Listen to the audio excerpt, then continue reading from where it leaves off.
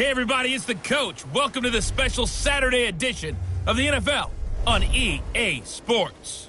We're just about set to get started, and this ought to be a good one between the Pittsburgh Steelers and the Baltimore Ravens. With that, let's get up to M&T Bank Stadium in Baltimore. There to call all the action, we welcome in our broadcast team, Brandon Godden and Charles Davis. Coach, thanks. CA Sports coverage of the NFL brings us to the Inner Harbor at M&T Bank Stadium here in Baltimore, Maryland. The two teams emerging from their respective tunnels a minute ago to the approval of this Baltimore crowd. They're all set as their Ravens will match up with the Pittsburgh Steelers. With Charles Davis, I'm Brandon Godden, and we've got an AFC North tilt here, and this is a division coming into 2019 where maybe you're saying, is there a changing at the guard at the top? And if so, could it be a team that possibly we haven't talked about in a long time? Could it be the Cleveland Browns? Because they are the trendy pick right now with the young quarterback Baker Mayfield, the acquisition of Odell Beckham Jr., and so many other great moves that they've made along the way. Can they now move to the top of the leaderboard ahead of Baltimore, Pittsburgh, and Cincinnati?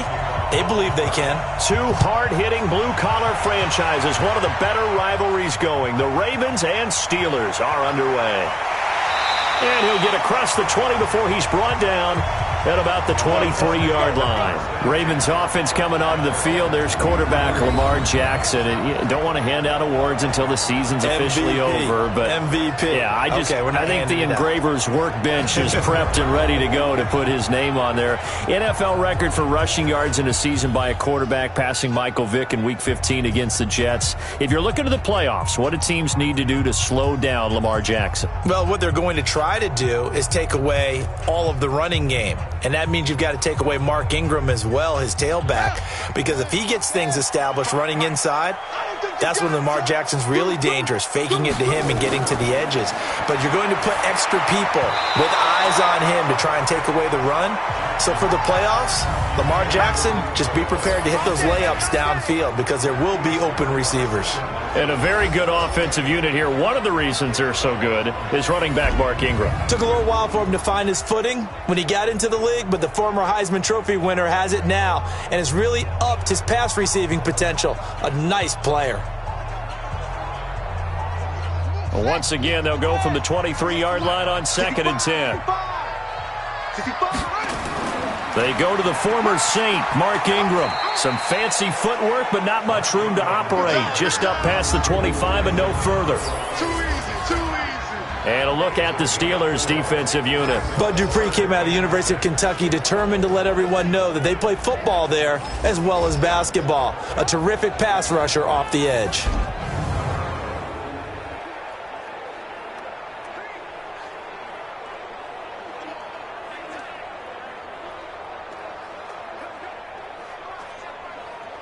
This defense looking for an early stop. This is 3rd down and 6. Jackson from the shotgun. He'll buy some time right. He can run for it, and he will. He'll wind up getting 4 yards there on his own, but it also brings up 4th down. I like this effort there. He got it done on his own, but let's face it, he puts defenses in a really stressful spot when he takes off and runs because a lot of guys have coverage responsibilities. Good job of rallying, though, because I thought when he first took off, he might pick up the 1st down. On is the punter, Cook, who sends it away. This is taken at the 15. It'll be a 51-yard punt that time. And the Steelers will go on offense here, 1st and 10.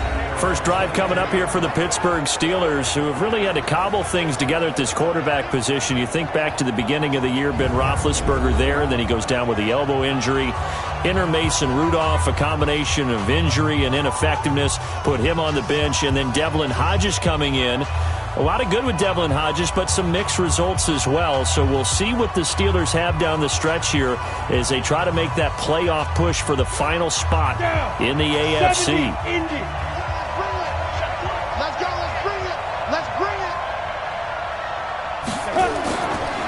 They'll run with the NC State man. It's Jalen Samuels. And he's upended after a gain of 4 up to the 25-yard line. Marlon Humphrey with the tackle defensively.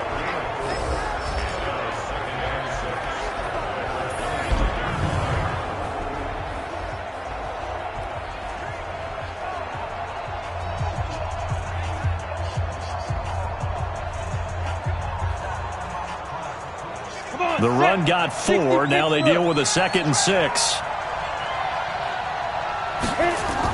On 2nd down, Samuels. And he'll get it up to the 33-yard line. 7 yards there and a 1st down. And there we saw one of the downsides of blitzing during a rundown, because sometimes you get out of your gaps. You don't fit the run quite as well because you're headed towards the ball carrier with abandon. So they'll come up 1st and 10 now from the 33. This is a guy who made a Pro Bowl in his 2nd season, James Conner. And he's going to be hemmed in and brought down right at the line of scrimmage. Officially no gain on the play, and it's 2nd down.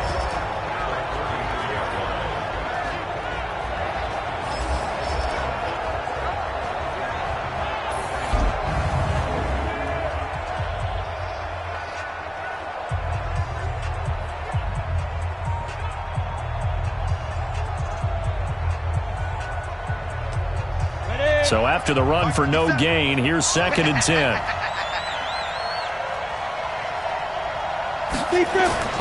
Off the play fake, here's Hodges. And that'll be incomplete. Took a pretty good shot as he tried to pull that one in. Couldn't hang on, 3rd down. The beauty of being able to play a zone defense, when you can sit back and see the ball coming out of the quarterback's hands, guess what? Creates a lot of confusion, kind of a muddle in the middle of the field where you can go make a play on the football. An incomplete pass on 2nd down. That muddles things a little bit here. This is 3rd and 10. Hodges. And that is incomplete.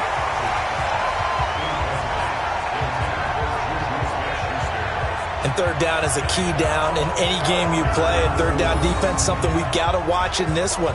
Got to be effective on the passing downs. That's a pretty good first step right there.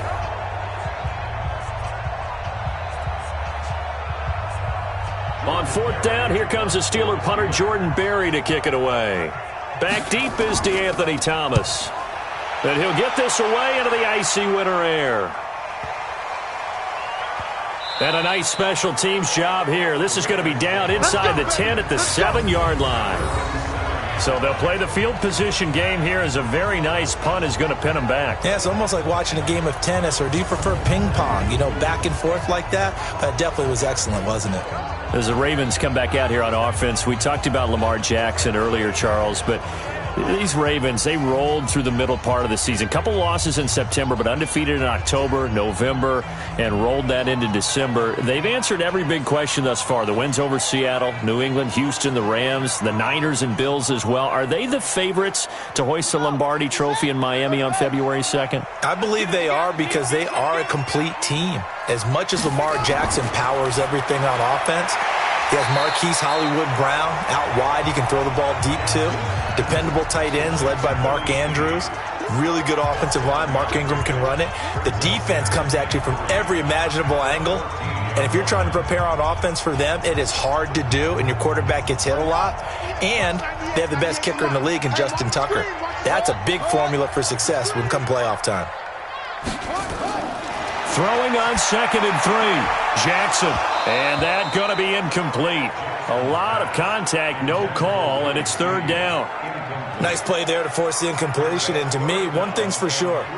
When you're the underdogs and you're playing on the road, you absolutely have to get takeaways. You've got to get the ball from them. Yeah, win that turnover battle, going to be key. They didn't get one there, but you get the feeling they keep making plays like that, they might just get a few. Yeah, once you get one, defensive teams think they come in bunches. Got a man, it's Brown. And he will have a 1st down at about the 21-yard line. His first catch, good for 8 and a 1st down. Nice throw there by Jackson. You think about what a boost he gave Baltimore the middle of last year, led them to victories in 6 of their last 7 games as a starter, replacing Joe Flacco, who had the hip issue. And that strong finish was good enough for the Ravens to capture their first AFC North crown since 2012. And now Jackson's a known commodity. He's the unquestioned starter, and with increased expectations and pressure on the former Heisman Trophy winner. This is Ingram on 1st and 10. And he is met quickly in the backfield. Down he goes, folded like a lawn chair. I think Cameron Hayward's ability to take on blocks, hold the point of attack, and get upfield, serves him very, very well. What a nice play there. Yeah, he can take on blocks because he's built like a block.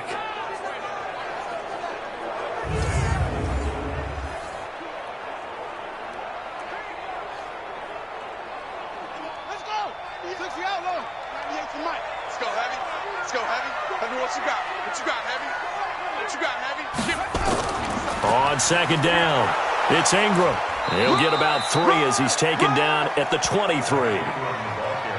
We haven't seen much from him running the football here in this first quarter. No, you're right about that. We haven't seen much of him at all so far. They've stacked him up pretty well, but when you're trying to run the football, sometimes you got to play the long game. Keep handing it to him, and some of those runs that aren't working now, they turn into 6, 7, 8, and maybe more later on. On third down, Jackson. Well, he will not be able to hang on through the contact. It's incomplete. The coverage strong, and now it's fourth down.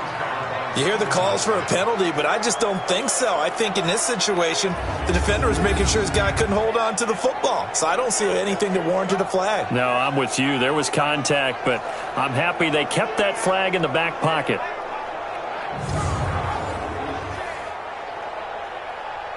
Here's Sam Cook now as he'll punt it away for the second time. And that's blocked. The Steelers get it. And they will wind up with the football and the possession. An early special teams wake-up call there, their first drive, and they have the punt block. And obviously they were giving the ball up, but that's not the way it's supposed to conclude. That ball's supposed to be downfield, better field position for your defense to work off of. Instead, you've given up a momentum play, and now you've got the other side excited. Pittsburgh's offense trots back out. Charles, this is a team beginning of the year. You think back, they started 1-4, and it's a string of 15 consecutive non-losing seasons. We thought that was going to be snapped. Turns out it won't be snapped. It'll go to 16 consecutive seasons without a losing record. For Mike Tomlin, is this maybe his most impressive coaching job this year? I don't think there's any doubt about it in my mind, and I know that when you win a Super Bowl, there's nothing more impressive than that. But as you mentioned, starting 1-4 and then go back to this. And caught in the end zone. Touchdown, Steelers. James Washington there to make the grab as his guys are able to strike first here in this opening quarter. There was a lot of zip on that pass, and baseball might have called that a frozen rope. I like it when you bring the diamond into the game. I'm going back to the gridiron. Had some heat on that bad boy. Sometimes you throw a touchdown pass, and sometimes you throw, what, a touchdown strike? There you go. That's my man, in concert. Chris Boswell now for the extra point.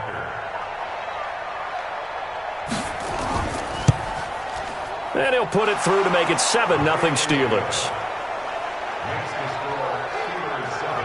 A nice tidy little drive there, getting the ball in excellent field position, and only one play to score it.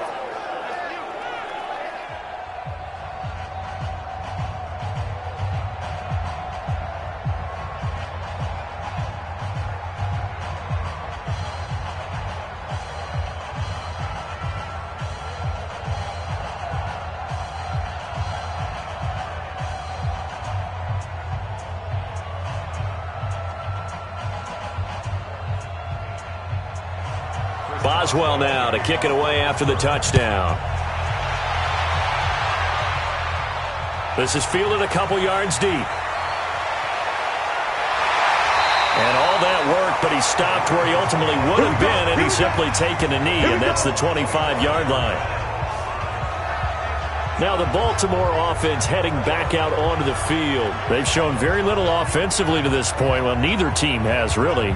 They come up here now first down.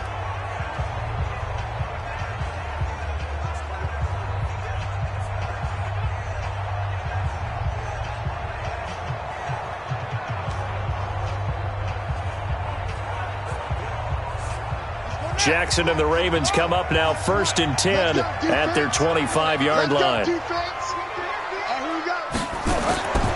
Now it's Jackson. He dumps it down to Ingram. And he's taken down but able to slip across the 35. 12 yards the pickup there. Good for a Raven first. Nice little nifty play for him there. Yeah, that's the ability to read a defense and utilize players that don't often get picked up in coverage easily. And I'm talking about being able to use the backside of the backfield. Because I know that when I used to cover, hey, we got everybody oh, he just snuck out there, and they just got a nice first down there. What do we love to say? Get those backs into space, right? And they were able to do that there. Nice pickup on first down. 5 yards on the catch there, brings up second down. Well, Snead figures to be an important veteran presence for Lamar Jackson. 2 years ago, it was a disappointing 2017 for Snead. That was in New Orleans. But then had a bit of a bounce-back campaign a season ago in his first go-around with Baltimore. 62 catches, 650 yards. Did have surgery in the offseason on his left index finger, but back to full health and ready to go. The tally there, -2 yards, brings up third down. He has elite instincts from his linebacker spot. He's able to diagnose the run and flies in like a missile to stop that one behind the line of scrimmage.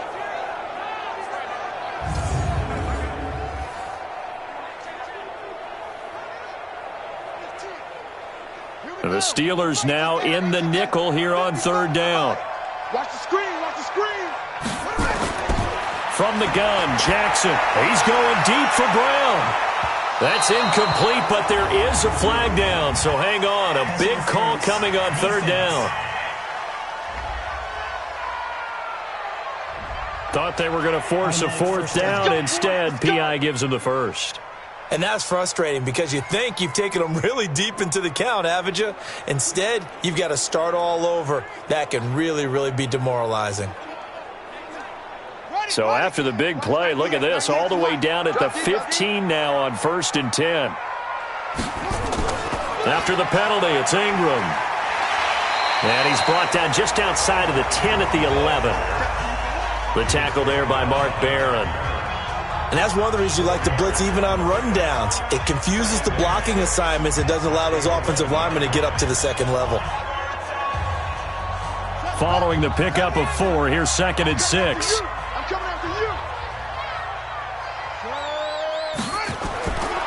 Now Jackson. And it's caught.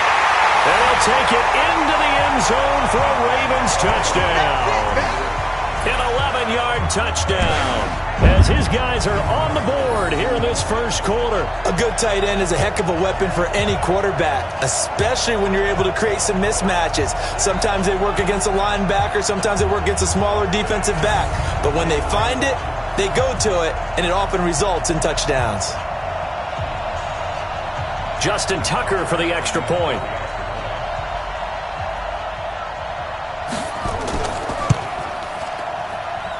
It's good, and we're all tied at 7 apiece. The drive summary that time, 5 plays. And it's capped off with a Ravens touchdown.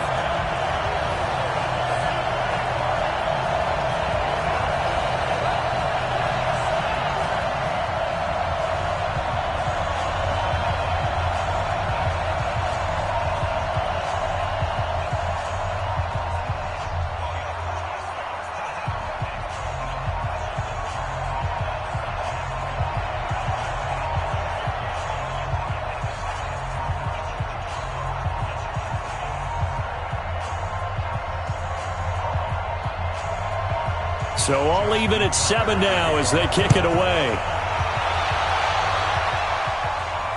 This fielded a few yards into the end zone. And no run back here. This will be a touchback, and it comes out to the 25-yard line. Pittsburgh's offense now heading back out onto the field. They've shown precious little here offensively thus far as they try again with a first down now.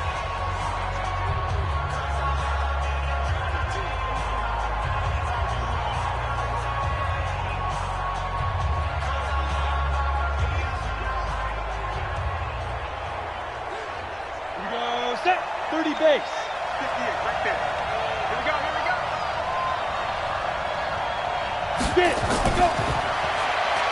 And not a lot of daylight, not really any daylight inside as he's going to be stopped right at the line of scrimmage. Brings up second down.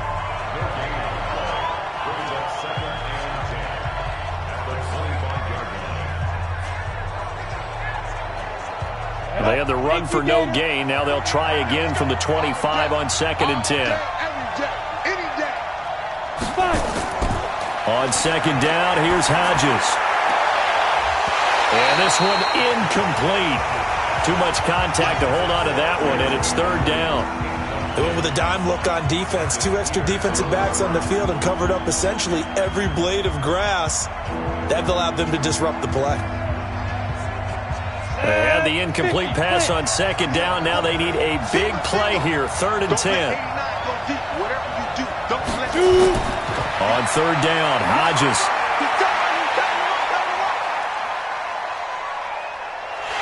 And eventually he's taken down here. Great coverage downfield, resulting in the sack. Young quarterback, got to learn. Need to get rid of the football. Because when you don't get rid of the ball, they accumulate more sacks. But you're exactly right. Internal clock has to go off.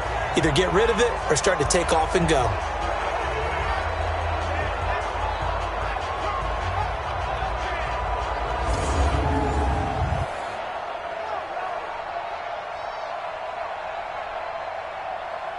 Here's Jordan Berry now as the drive goes backwards, so he's on to punt it away.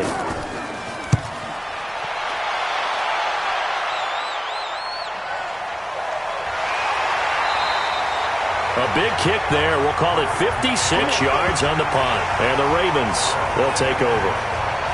And now Baltimore gets set to take the field. The last possession, these guys were able to tie the game with a touchdown. Now they'll have a chance to move out in front. Yeah, let's give a big assist to the defense who got the ball back. The special teams went out there, handled things. They've got it. They've got momentum. I know they're eager to get out there and put it on display.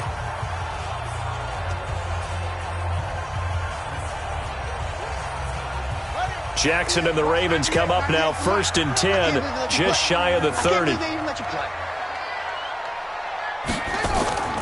Throwing is Jackson. He's got it to Ingram, complete. And able to get this one across the 45 before he's brought down. The catch and run, good for 18 and a first down. We always talk about having to read defenses and how complicated that is. Well, this was an excellent read. Read the pressure and got rid of the football before it even got to him for a nice game. And when they're blitzing like that, running back usually a good spot to go with the football? Without a doubt, because he's right in your sight line or he's near you. So you're able to just get it to him easily. And once he gets in space, that's usually a good matchup for him. A big hitter to start the drive has him up near midfield here for 1st and 10. From the gun, it's Jackson. This will be caught by Brown. And he's able to get this one down to the 40-yard line. That one good for 13 and a Raven first down. Those are the types of throws that Jackson has to be more efficient with this year. He really put an emphasis on improving his passing accuracy in the offseason. Because last year as a rookie, 58%, that was it. And his quarterback coach said the ball is coming out of his hand cleaner. The timing looks better. That's what they're hoping for. Everybody knows he can run, but now he continues his quest to be more well-rounded and improve on his conservative 1,200 yards and 6 touchdowns he threw for last season. There to make the tackle, Steven Nelson. You don't see that a ton, do you? The cornerback coming over to the middle of the field to make a run tackle. That's someone with a ton of confidence to feel like nothing is pressuring him on his side of the field. Sees that the ball's moved to the middle and just sprints over there to help out. He ends up getting the tackle. Well played. Looking to throw on second down.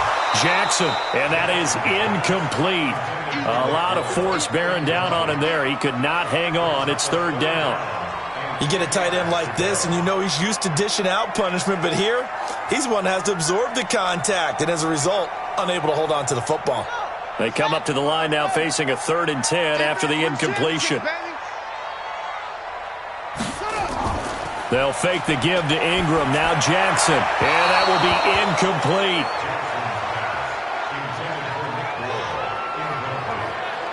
Before the game, they were running the route tree about as efficiently and effectively as we could have possibly imagined, but sometimes the passes just go awry. Yeah, let's face it. When you're running the route tree in pregame, you don't have defenders breathing down your neck.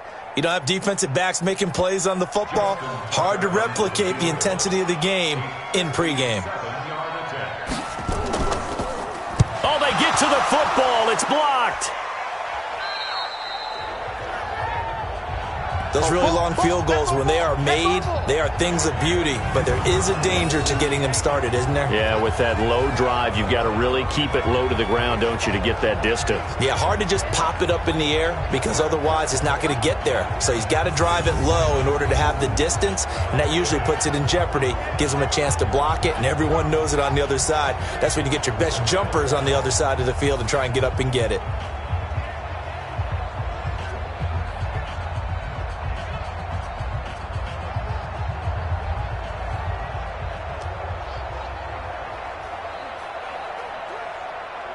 So now a chance for points in the opposite direction after the blocked field goal. They go play action with Hodges. Now he'll let it go deep left side. That's caught inside the 20. 36 yards on the play. Let's go. You know I'm going to lean towards the defender, right? You know I'm going to do that. I know. That's a tough situation for him as I see it. But the truth of the matter is, that ball was not streaking towards him. Had a little arc on it. He's got to find a way to get his head around to make a play on the football.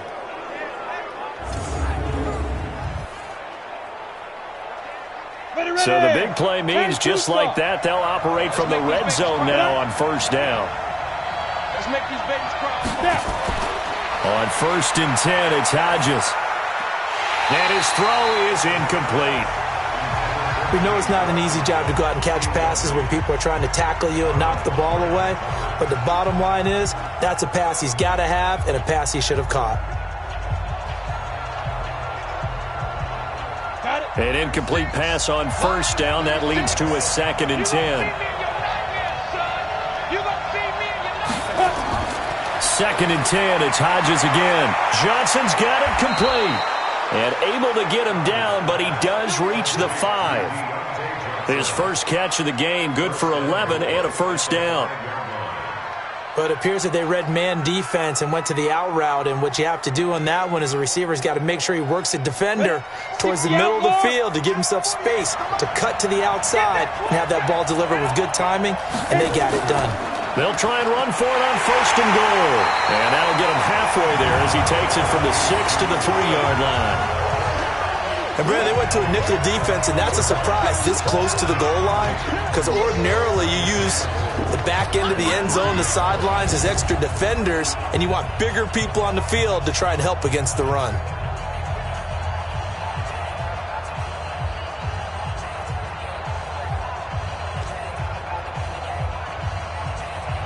So the ball position now at the 3. Here's 2nd and goal. On 2nd down, Connor looking for space. And he's in. Touchdown, Pittsburgh. A 3-yard touchdown run. And the Steelers have taken the lead.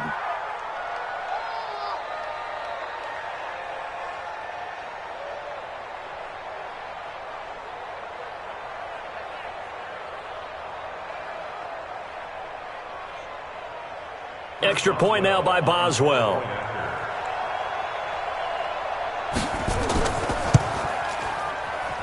It's up and good, and it's 14-7 now here in the first quarter. So that drive spanned 5 plays, and it was a touchdown run by James Conner that was the exclamation mark.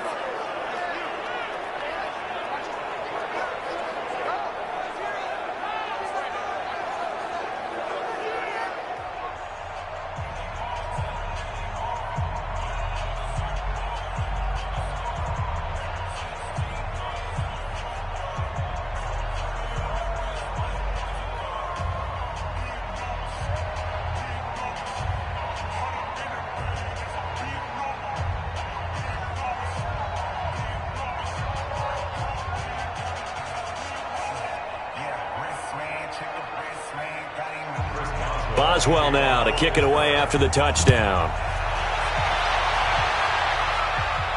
This fielded at the 2. Then he'll take this across the 25, couple extra yards up to the 27-yard line.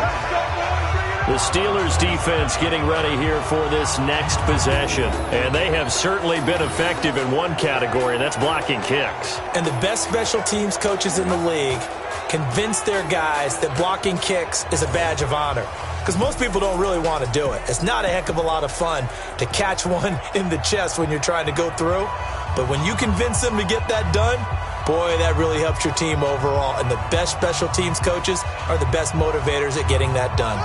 The Raven offense set at the line for this next drive. The last time they had a little bit of a special teams breakdown. That field goal was blocked. Yeah, and everything has to be precise in the kicking game. Snap, hold, kick. Obviously, the blocking to keep people out. So what you really want to do is get in there and get 6 points and take the pressure off of those guys. Plays like we just saw there, that's why they're up right now. And the defense, they're doing their job. Yeah, it starts with the guys up front. So when you talk with GMs who are putting together a team, a lot of them say we're going to build from the inside out, because if you control the line of scrimmage, you control the rest of the ball game, and that's what we're seeing here.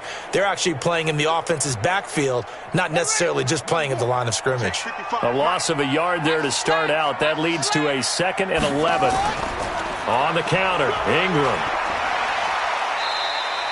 They'll wind up getting 10 back as that sets them up for 3rd down.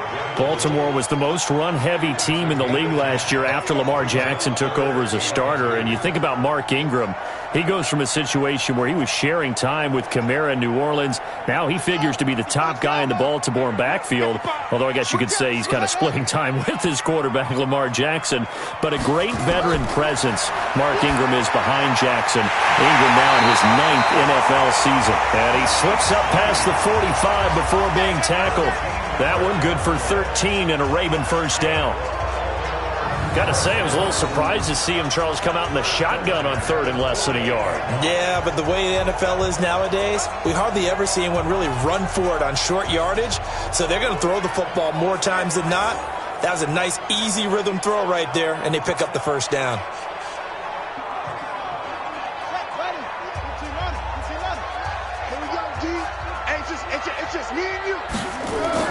Now a play fake here on 1st down. It's complete to Snead. And he's finally taken down, and it's a big gain there on what will turn out to be the final play of this 1st quarter. Through 1 quarter, 14-7 our score.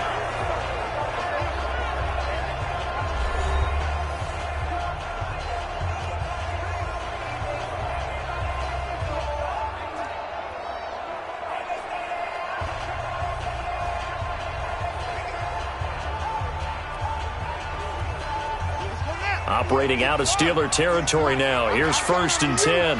Down at the 31. Play action. It's Jackson. He's got his man. It's Andrews. 5 yards on the catch there. Brings up 2nd down.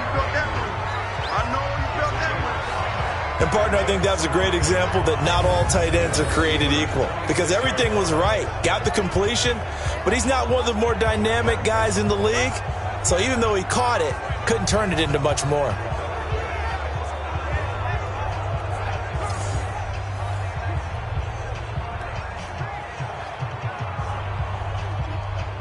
Second and 5 after the 5-yard completion on 1st down.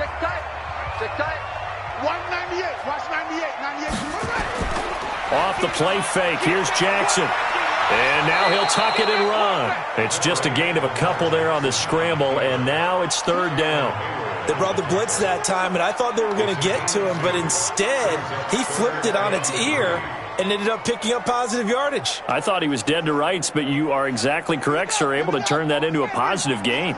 The Ravens on 3rd down, 2 for 5 to this point. Here it's 3rd and 3. Now it's Jackson. He's going to find his tight end Boyle. And down inside the 15, shy of the 10. They get 14 on that one. That's good for a Baltimore 1st down. Like so many tight ends nowadays, they have no problem at all putting him in the slot and letting him go to work. And that's a nice pitch and catch right there for a 1st down.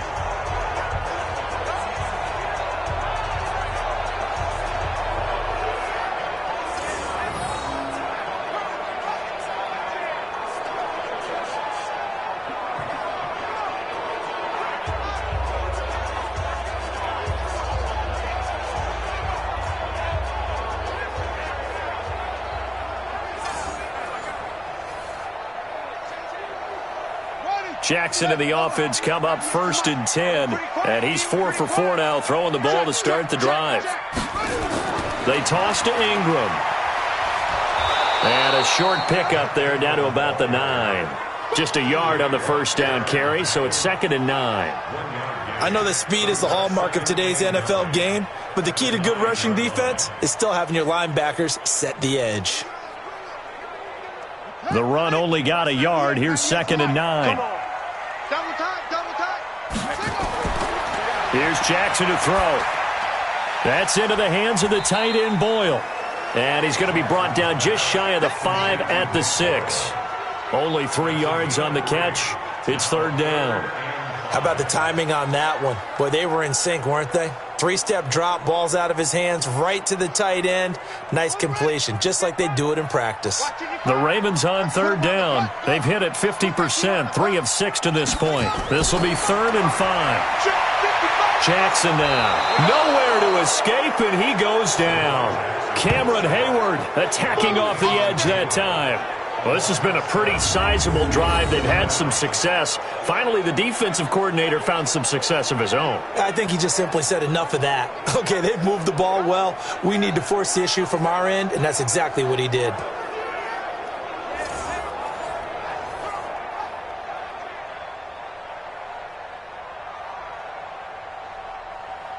So out comes a field goal team now for the 2nd time here today.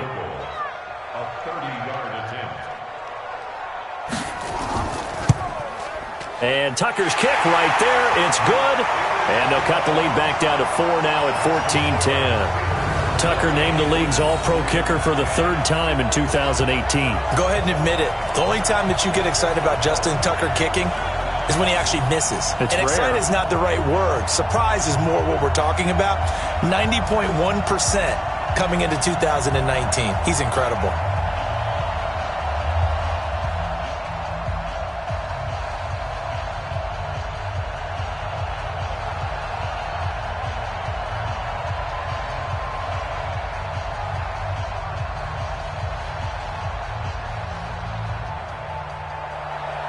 Tucker now following the made field goal, set to kick it away.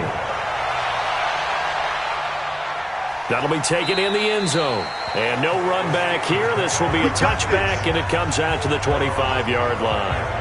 And Pittsburgh getting set to take the field. And for them, a touchdown their last go-around. Obviously, they'll be hoping to do that again. And when you start plotting for this drive, when you start thinking to yourself, okay, what are we going to do? You don't go away from what you did before because that worked, but you have to be prepared for wrinkles and counters because you know they'll make some adjustments.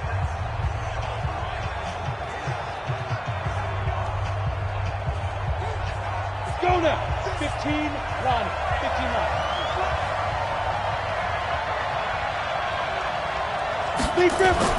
They'll start the drive with Samuels. And that play going absolutely nowhere as he's belted before he could get out of the backfield. That'll be a loss of 4 yards on the play. And it'll bring up a 2nd and 14. Perfectly designed blitz right there. They took that one from the grease board to the field because they were able to free up their linebacker to get into the backfield and spill the play.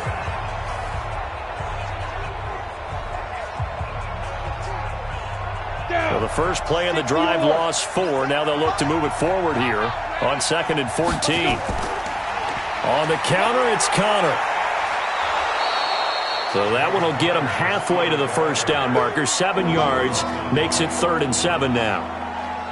On a 2nd and long, it's really nice to see an offense that has enough confidence to run the football in that situation. I think that goes back to their practice and game planning. They've seen things that they've seen on tape and in previous games that led them to believe that even in a long-distance situation, they can still run the football and gain enough yardage to put themselves in a good spot on 3rd down. Now a 3rd down throw, but it misses the target, incomplete.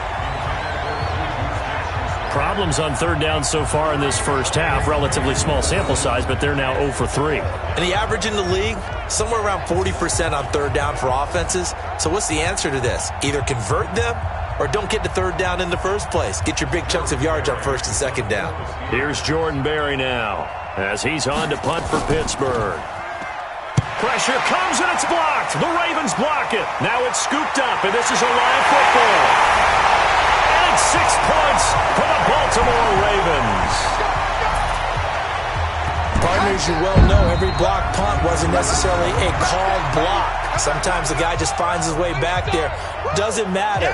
The play happens, and that one turned into 6 points because they handled it so well after the block.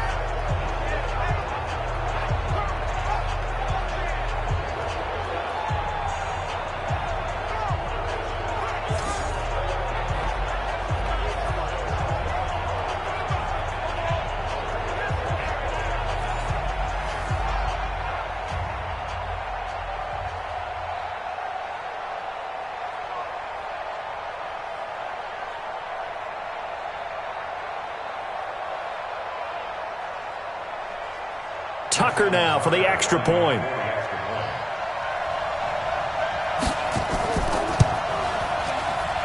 It's good, and they'll take a 17-14 lead.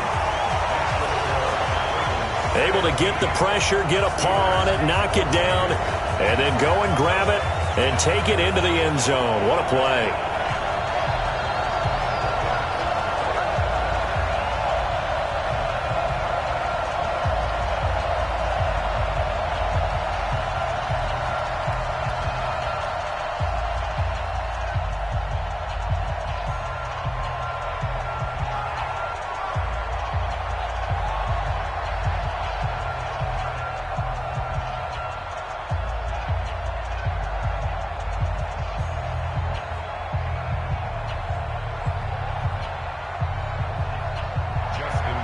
Tucker now to kick it away following the touchdown. This fielded a few yards into the end zone. And no run back here. This will be a touchback, and it comes out to the 25-yard line. James Conner and the Steelers ready to get their next drive going. And for him, it's been pretty limited involvement down on the scoreboard. Maybe time to turn to this guy. And you know me well. Winning games to me means starting with the running game and continuing to press the running game. Maybe you go away from him a little bit now, but the bottom line is he hasn't touched it enough to make a difference. Well, they haven't established that running game yet. The question is, will they? Set, ready? 60 Pittsburgh. 36. I got you, son. I got you, son. Sit. Now Hodges on first down. And yes, complete to the tight end McDonald. And he goes nowhere. He'll lose yardage back at the 17. It's a loss of 8 there on the first down play. When you lose that kind of yardage on a pass play, you often expect it to be a sack. But that wasn't the case there. They completed the pass. Probably would have been better off just dropping the football and making an incompletion as opposed to catching it and losing that kind of yardage.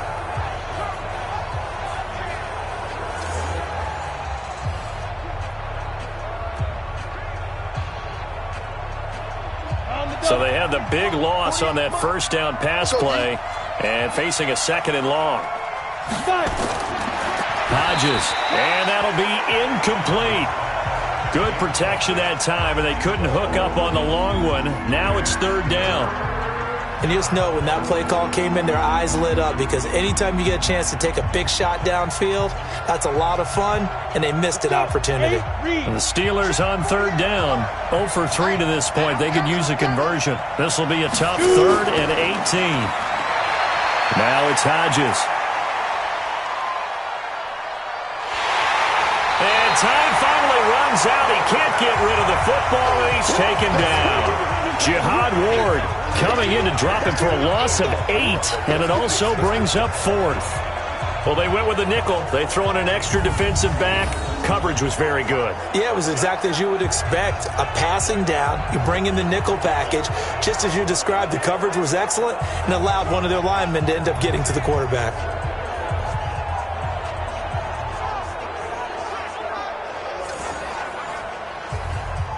Here's Jordan Berry now. Remember, though, he did have one blocked earlier.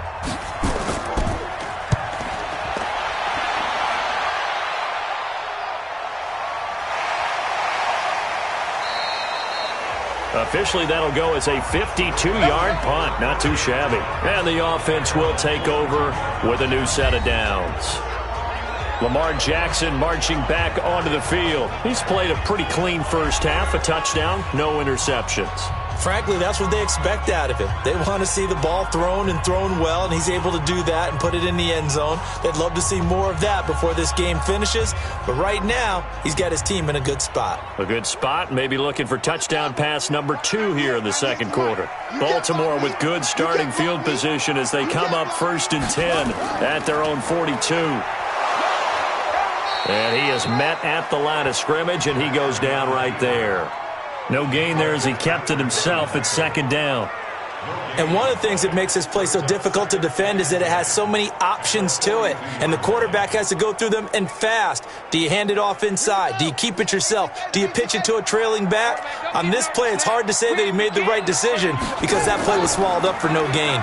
They run. It's Mark Ingram. And able to work about 5 yards out of this as he's taken down up near the 47. They just keep trying, but so far, finding no room for him to run. None whatsoever. In fact, you run the numbers, he's under 3 yards a carry at the moment. The Ravens on 3rd down. 3 for 7 so far in this game. This will be 3rd and 5. Jackson from the shotgun. And almost picked off. I guess the good news for them now, it's 4th down. Oh, man, that was close. The opportunity to change momentum, big play, right in his hands, unable to come down with it. A sigh of relief, no doubt, on offense that fell harmlessly to the ground.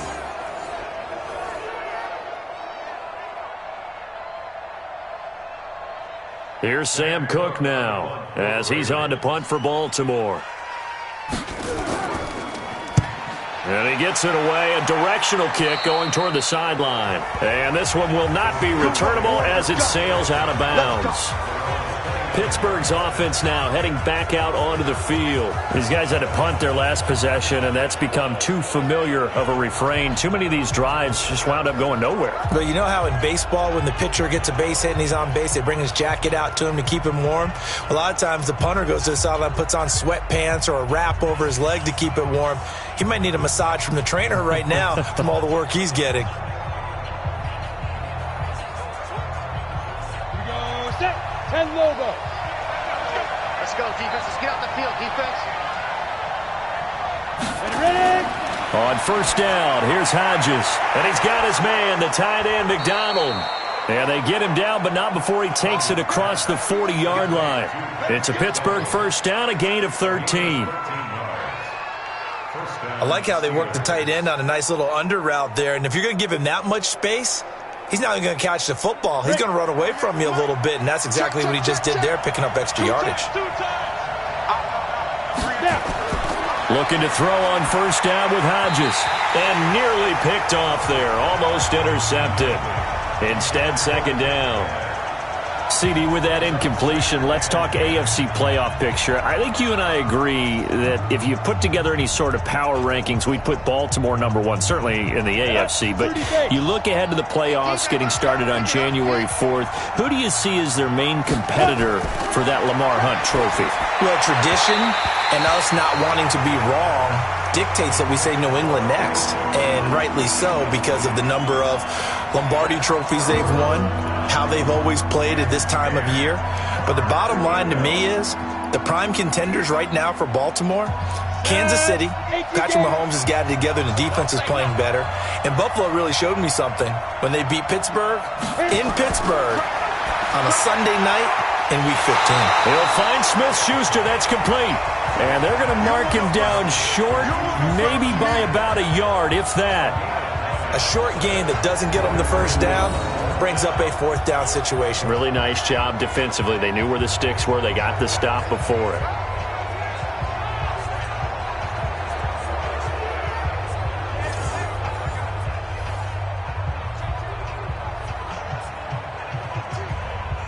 Here's Jordan Berry now as he's on to punt for Pittsburgh. And he deserves a bronze leg as he gets this one away.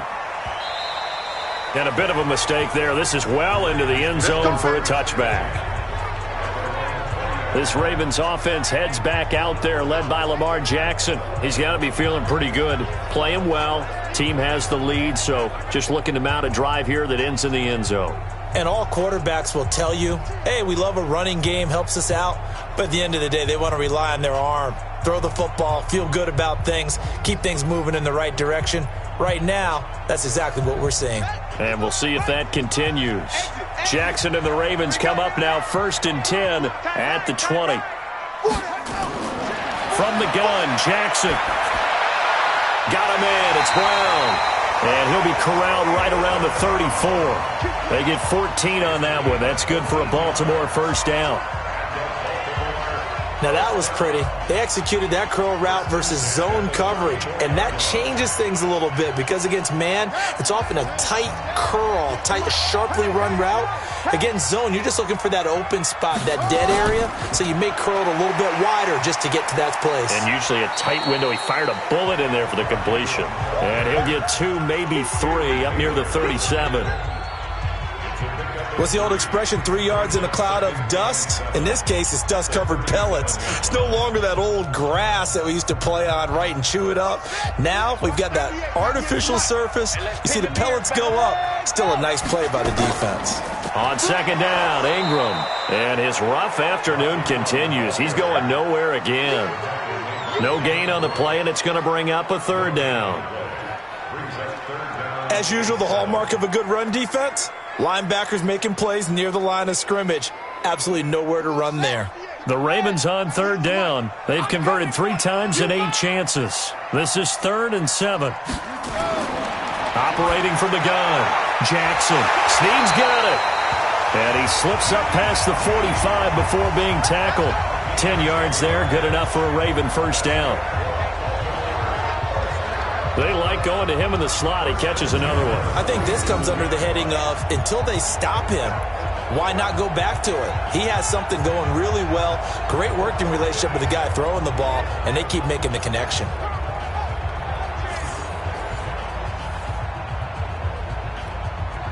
A couple of first downs on the drive already, as they'll go from the 47 now on first down. To throw is Jackson. That's caught left side by the tight end Boyle. That throw good for 4. It's second down. Brandon, perfect defense in this situation would have meant that there was an incompletion. They would have picked it off. Okay, so they gave up the completion. But I really enjoyed watching how the defense stayed in sync, stayed in great communication. And as he dragged across each zone, you see him pointing, communicating. There he is, and they passed him off to each defender. Ended up making a nice play, even though it was complete. No gain that time on the completion, and it'll be 3rd down. Well, the stats that matter on this play don't help a team very much, unless, of course, you're playing defense. If you're getting points per reception, you got a reception, but no yardage. Great job by the defense, though. They read through that one. They read through it, gave up no yardage, and people got credit for tackles. Pretty good deal. Now throwing on 3rd down there, but he cannot connect. Well, the other day they told us when we've got 3rd and 5 or less, we have to be able to convert. And I guess every team would say that, Charles, but an opportunity missed there. What they were trying to tell us is they believe it's a matchup game at that point. And they liked some matchups that they had, thought they could exploit them, unable to do so on that play. Here's Sam Cook now as he's on to punt for Baltimore. And this one's out of bounds. Should be inside the 10, I think it is, at the 6-yard line. So they'll play the field position game here as a very nice punt is going to pin them back. Yeah, it's almost like watching a game of tennis, or do you prefer ping pong? You know, back and forth like that? That definitely was excellent, wasn't it?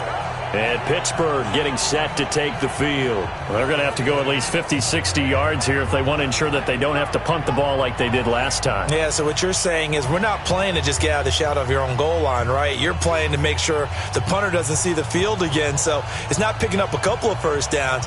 You want to pick up 5 or 6 first downs and make sure you move the ball into their territory. Here we go. 50, plant. Hey, we got to get this stop here, D. Throwing now, Hodges on first down. And that is incomplete. He couldn't hold on through the contact. Brings up second down. It's a lot of contact going on there, and in the end, unable to keep 2 hands on the football and bring it into his body. Everything looked pretty good until the finish. Ready. So now 2nd and 10 after the incompletion on first down. Again on 2nd and 10, it's Hodges. His throw incomplete. Vance McDonald, the tight end, was the target, and it's 3rd down. That pass just a little bit off. It looked like maybe he tried to force it in there. Game speed, always different, no matter what you do in practice. Can't simulate it, right? So your decision-making, everything has to be a little bit quicker. Sometimes it can throw you off until you adjust. On 3rd down, Hodges. This is Johnson. He's got it. They give him 27 yards on the 3rd down conversion. That was an excellent read right there. Saw cover 1. That means it's just a single high safety. So you know if you throw the ball to the outside part of the field, help is going to be a little bit late getting there. And he puts one out there for a big-time completion.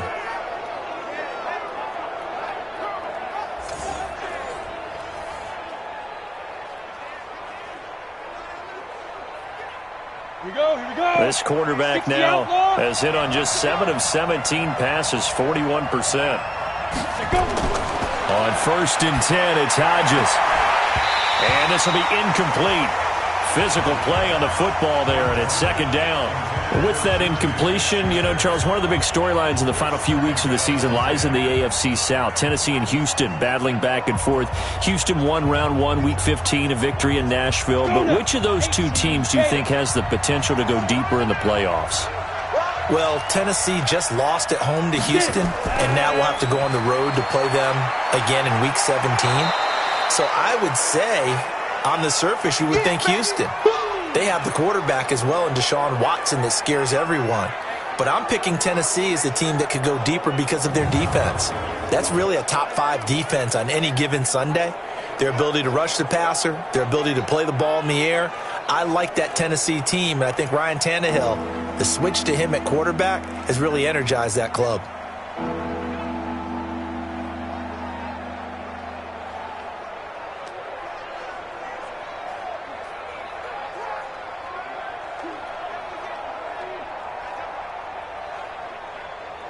These guys have punted 4 times already, and they're staring at a 5th, barring a conversion here on 3rd down. They'll try and run for it with counter. And he brings this up to the 46. Good enough for the first. Give him the 3rd down conversion, 5 yards on the play. There are a lot of different formulas to winning football, but one constant over the years, winning on 3rd down. That pickup there was big because they had struggled throughout this one.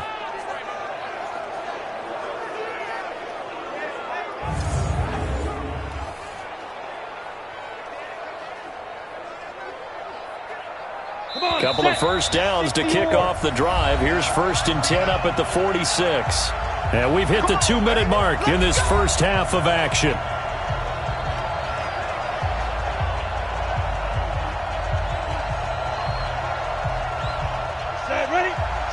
A reminder coming up here at halftime. We'll ship you off to Orlando. Jonathan Coachman will have first half highlights and analysis from a back-and-forth first half that we've seen. Here's a throw that's taken in out of the backfield. And they'll get this just to the 47, 1-yard gain. So many times you hear today's NFL described as a space game. Get your best players into space with the football in their hands. That's why sometimes you just swing it out to your runner, get him out in the flat, and let him have a chance to make people miss an open field. Hodges now. He finds his man Johnson.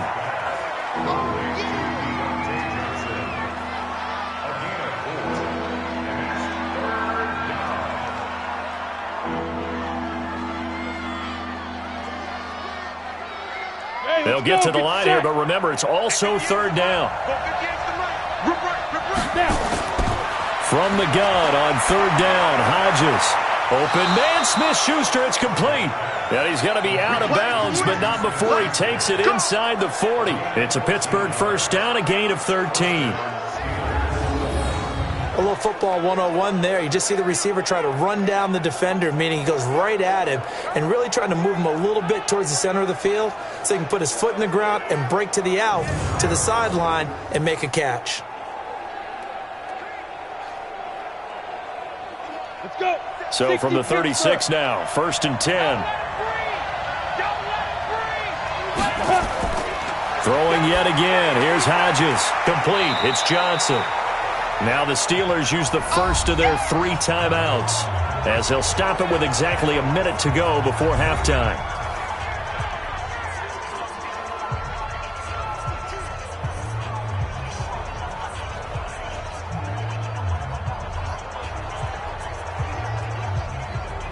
That first down completion only netted him 3.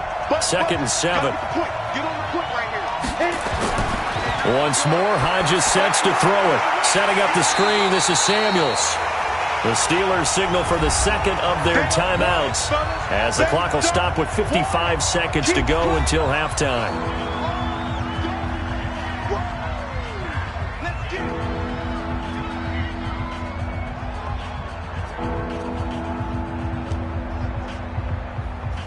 So negative yardage, a loss of 3 on 2nd down, and that leads to a tough 3rd down call. Again, Hodges throwing for his running back, and he's got him complete. Now the Ravens going to use one of their timeouts as they get the stoppage with just under 50 seconds remaining in half number 1.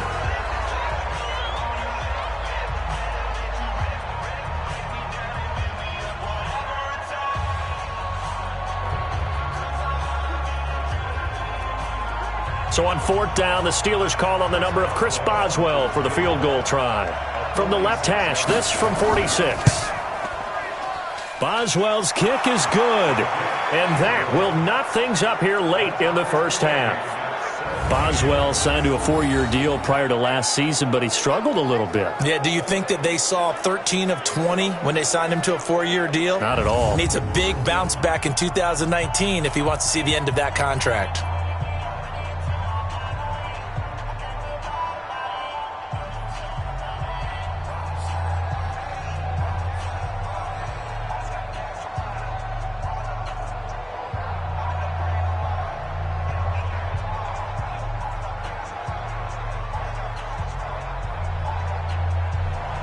(17-17) the score. All even to this point as the kick's away. This will be taken in at the 1. And he'll take this across the 25. Couple extra yards up to the 27-yard line.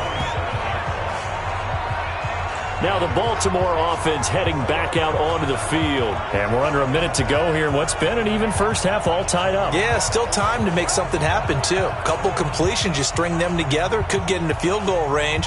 Let's see what happens.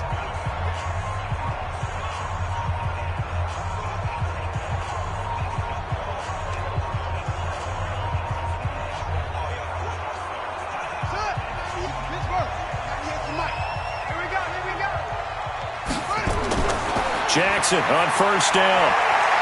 He'll run it. He finds an opening past the 40, and he'll take it to the 43-yard line. The Ravens going to use the second of their timeouts as they'll stop it with a little over 30 seconds to go in the first half of play.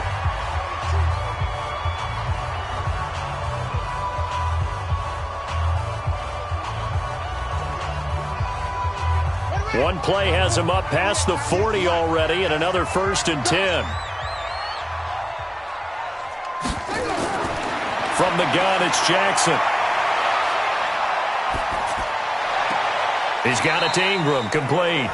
And he's able to get this one out closer to midfield across the 45. Call it a 3-yard gain, and it'll make it 2nd down. So many times you hear today's NFL described as a space game. Get your best players into space with the football in their hands. That's why sometimes you just swing it out to your runner, get him out in the flat, and let him have a chance to make people miss an open field. Throwing again on 2nd down, but this time it's incomplete. That's very well timed there defensively because it's not a bad throw, but the collision came at the exact time he was reaching to bring in the football. Really, really well done. Decent offense, just better defense. I think you're right. They head to the line facing a 3rd and 7 following the incompletion on 2nd down. Here's Jackson operating from the gun, rolling to his right. Ravens going to use their 3rd and final timeout as it'll come with 15 seconds to play in the first half.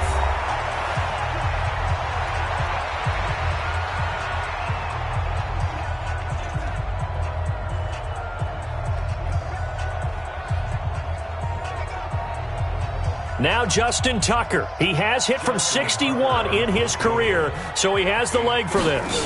This will be from 56 yards out. And that is no good. And this game will remain tied here in quarter number 2. And this is one of the risks you run when you attempt a long field goal. If you miss, the defense takes over at the spot of the placement. So now they've got a chance to get one more drive in before halftime. Well, we know he has home run hitting ability in the punt return department, and he showcases it there all the way back for 6.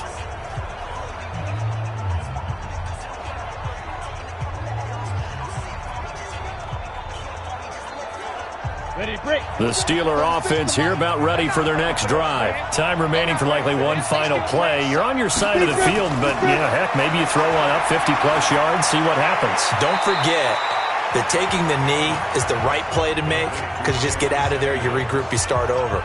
But if you're going to take the shot, you do have a chance of either making the play happen or picking up a deep pass interference call. And remember, it's the NFL. You get yardage. It's not just a 15-yard play. You could have something big here. Let's see if they take the shot. So 2nd and 8 here after the pass play for 2 yards on first down. He's going to float this over the middle deep. And a little floater there is incomplete. So nothing separating these two teams as we head to the break all square. As we'll head down to Orlando, that's where we find our man Jonathan Coachman at our EA Sports Halftime Report. Coach. We thought this one would be a close battle coming in, and we have not been disappointed. But they are all even to this point. So to see if either side can pull away, let's get you right back out to Brandon and Charles for the start of the second half. All right, Coach, thank you, and we welcome everyone back for quarter number 3.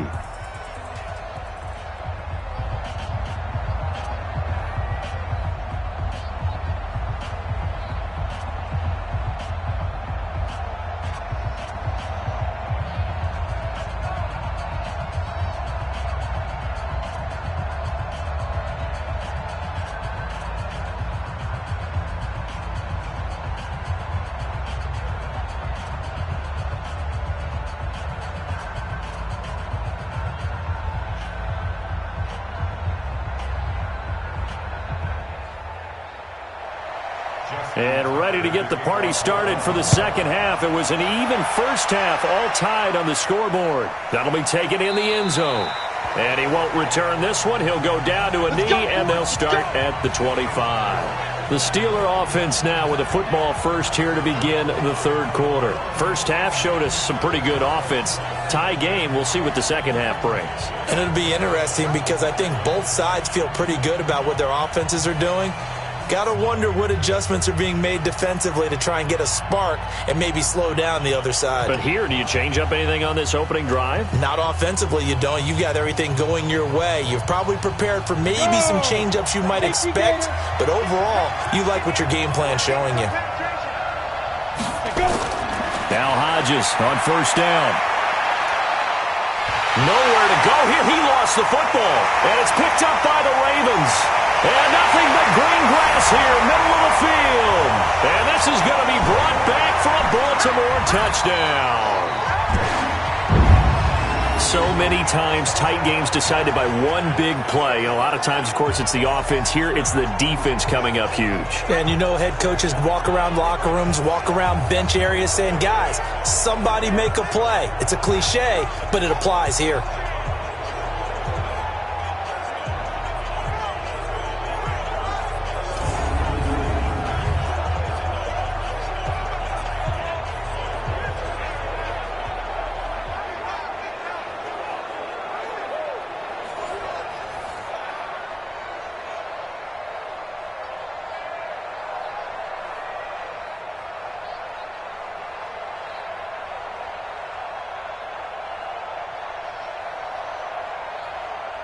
Tucker now to add the point after.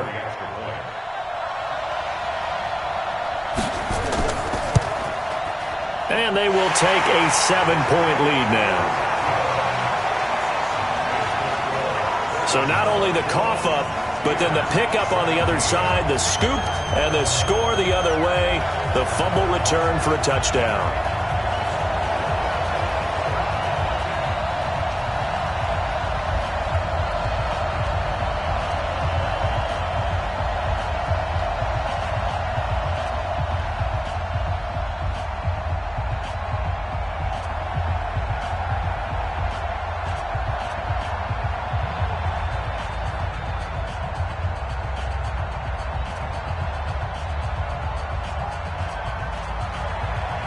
So here's the kickoff now as they'll get it again following that fumble return for a score. This fielded a few yards into the end zone. And no run back here. This will be a touchback, and it comes out to the 25-yard line. The Steelers offense now, they head back onto the field. And let's just say they're going to be looking to start over on this drive. A few moments ago, they were in the exact situation, but their first play led to a fumble that was returned for 6. Yeah, you definitely have to have a short memory to play in the NFL. You got to remember what you did wrong so you don't repeat it, but you can't dwell on it because then you will repeat it, and that's what you don't want to do. Ready, ready. 50, plant. Watch the curl. Watch the curl. Get it. Play. They go play action with Hodges. Nowhere to go here. He lost the football, and it's picked up by the Ravens. And this is going to be brought back for a Baltimore touchdown. There we go. Nice move. Nice move. This was a close game. They needed a little breathing room. Boy, they got it right there on that return for a touchdown. Yeah, we would say that this could be huge. Forget it. It was huge. Gave him a comfortable lead.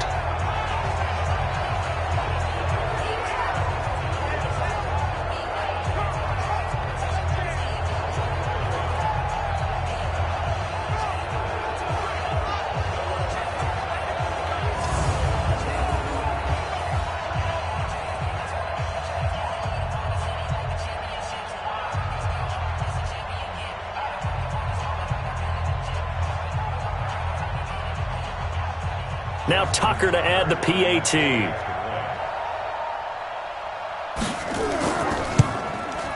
And the lead is up to 14.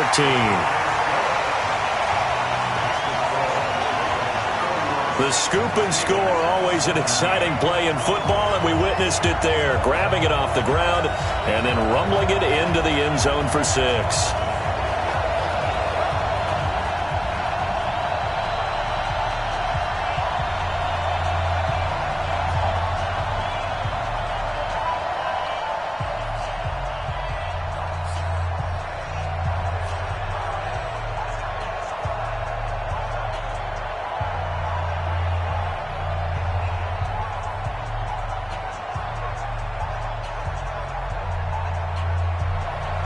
And you can bet they're preaching 2 hands on the ball here as the kick's away following that fumble return. This is taken about 7 yards deep. And no run back here. This will be a touchback, and it comes out to the 25-yard line. Pittsburgh's offense now heading back out onto the field. And that last possession, really a gut punch. You seemingly had it working. You were in the midst of a very strong drive, then suddenly the fumble, and you're watching the back of a defender's jersey as he brings it all the way in the other direction. There's not much more I can add to that. I thought you summarized it perfectly, partner. You've just got to regroup and start putting another drive together. That's all you can do. 90, Wolf. All right, T. All right, T.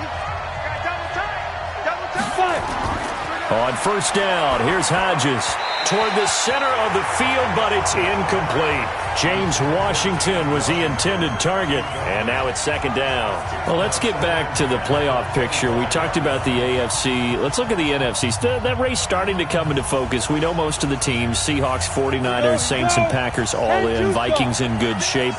How do you handicap this race? It seems like anyone can beat anyone. I think you're spot on, because if you were going into the playoffs with these teams that we're going to talk about, who would you make the absolute favorite?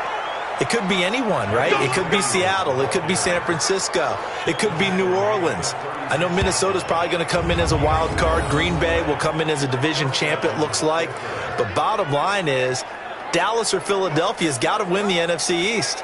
And I don't know that anyone wants to go to their home field and play when they have to play in a divisional game. So when you get it all together, and maybe that would be a wild card, I would guess, because they'd be the 4th team in. But when you put it all together, it is absolutely wide open about who wins the NFC and represents for the Lombardi Trophy. So from the 36 now, 1st and 10. On 1st and 10 is counter. Tackle made there by Josh Bynes. They tried a quick hitter inside, but that one was swallowed up because what they're hoping, those big defensive linemen will take the bait and move laterally and open up a crease that they can run through. Didn't happen on that play. Here's 2nd and 9, just a yard on that last run. Hodges here on 2nd down. And he's got his man, the tight end, McDonald. And getting this just shy of midfield, they'll spot it at the 49. 12 yards that time at a Pittsburgh first. Completion was given up, but that's why you play zone defense, so that you can have people around the ball when it's caught, and you don't give up much run after the catch. Looking to throw on first down with Hodges. And this is caught. A spectacular one-handed grab there. That throw good for 4. It's second down. It's got to the point where we see guys like that make that type of a catch. Not fair goes through my brain. That size, that speed, and now they're acting like wide receivers too. Yeah, tight end one-handed catches. They're kind of like wide receiver one-handed catches nowadays. Just not right. On second down now, Samuels. Still a couple yards short of the first as the 3-yard gain brings up a third down. Not too many offenses want to turn down long drives, but when you're down what they are, they've got to pay it off with some points. This offense in desperate need of a conversion as they come up on third down. On third down, it's Connor. He's not going to get there. That won't even be close. It was blown up in the backfield. That'll make it fourth down after a loss of 1. Now, they struggled to get him rolling on the ground in the first half, and that's sort of continuing here in the third quarter. Yeah, but I don't think it's time to abandon the running game. I would say keep feeding the horse, and I believe he'll eventually reward them, especially as we get deeper in the game. Here's Jordan Berry now as he's on to punt for Pittsburgh. And how about this, a fake? And this is incomplete. A huge gamble, and it does not pay off. They fake the punt. It doesn't work out, and the Ravens are going to get the football back.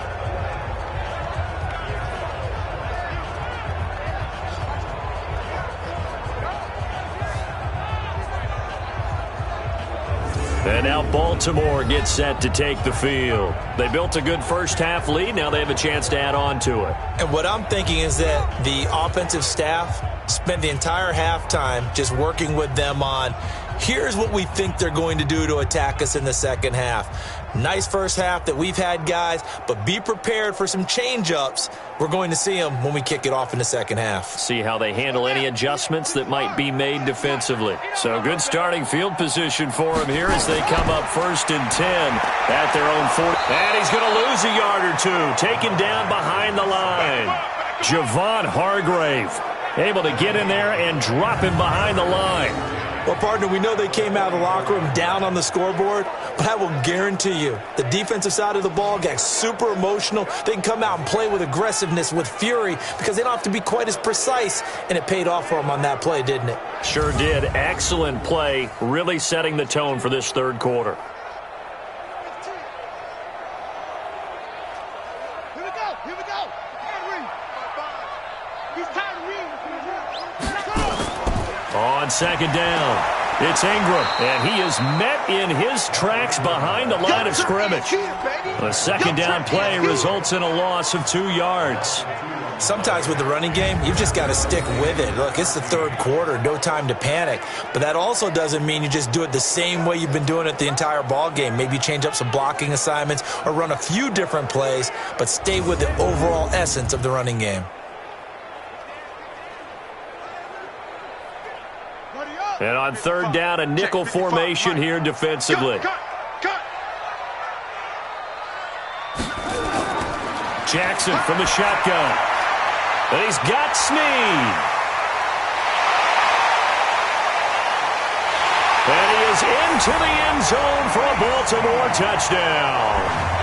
Willie Snead, 58 yards as the Ravens push further out in front. As a former DB, you might not like to see that, but from a wide receiver's perspective, those are the plays they dream of. Correct on both counts, all right? Because once he took off, I mean, let's face it, that should have been done in Big Sky Country. Aren't any speed limits out there? And off he went. Glad I wasn't the one trying to chase him.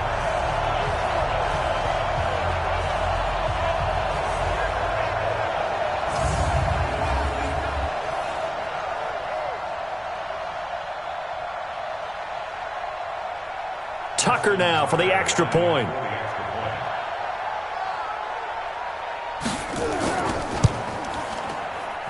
And he's been a busy man, 5 for 5 now as he knocks another one through to extend the lead. So they only needed 3 plays on that drive. And it's capped off by the Baltimore score.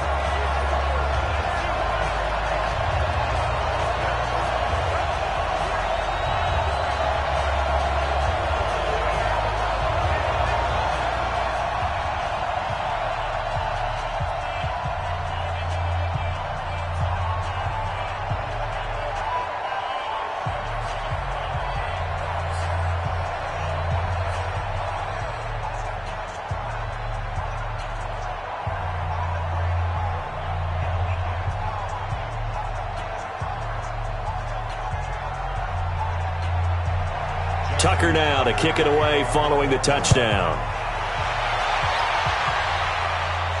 This is fielded at the goal line. And he'll take this across the 25, a couple extra yards up to the 27-yard line. And Pittsburgh getting set to take the field. They trail here by 24 points. Got to get going soon, you'd have to think, as they come up 1st and 10.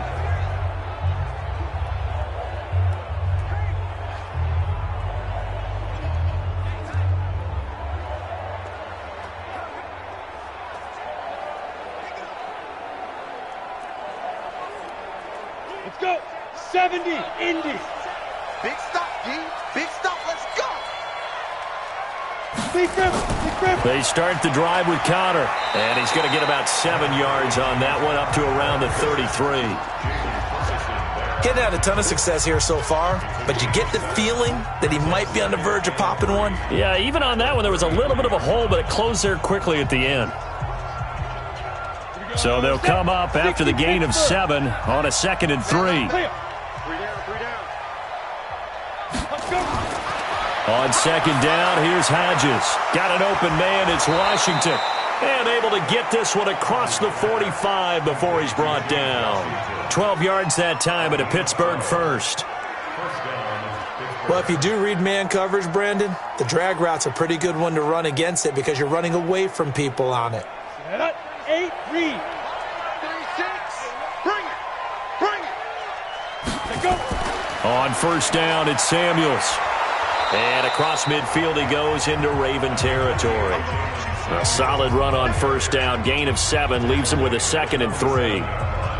Despite the blitz, they're still able to pick up a nice solid gain. The disadvantage of blitzing often alters the normal spacing and run fits and leaves creases like they were able to exploit right there.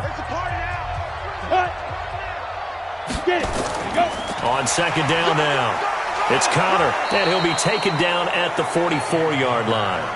4 yards the pickup, 1st down. So many teams want to throw the ball in this situation nowadays, but I love watching a team that has enough confidence to go ahead and run the football in that situation. That's almost a tendency breaker. 30 base. Watch the pass. Watch the pass. Watch the ship. Watch the ship. Right back to Connor here on 1st. And he's able to carve out about 6 there, down to the 37. Let's talk a little football 101 here because one of the keys to advancing the ball downfield, success on 1st down. Huge difference, as we know, between 2nd and 4 and 2nd and 8 and 9. The last run got 6, now 2nd and 4. Let's go, tight end. Let's go right here now. Here's Connor. And an alley to run.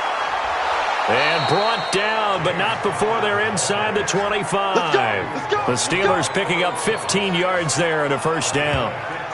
But they're getting ready to go to work now in prime real estate after that last run. Found his spot and picked up nice yardage, didn't he? And now he's got him knocking on the door of the red zone.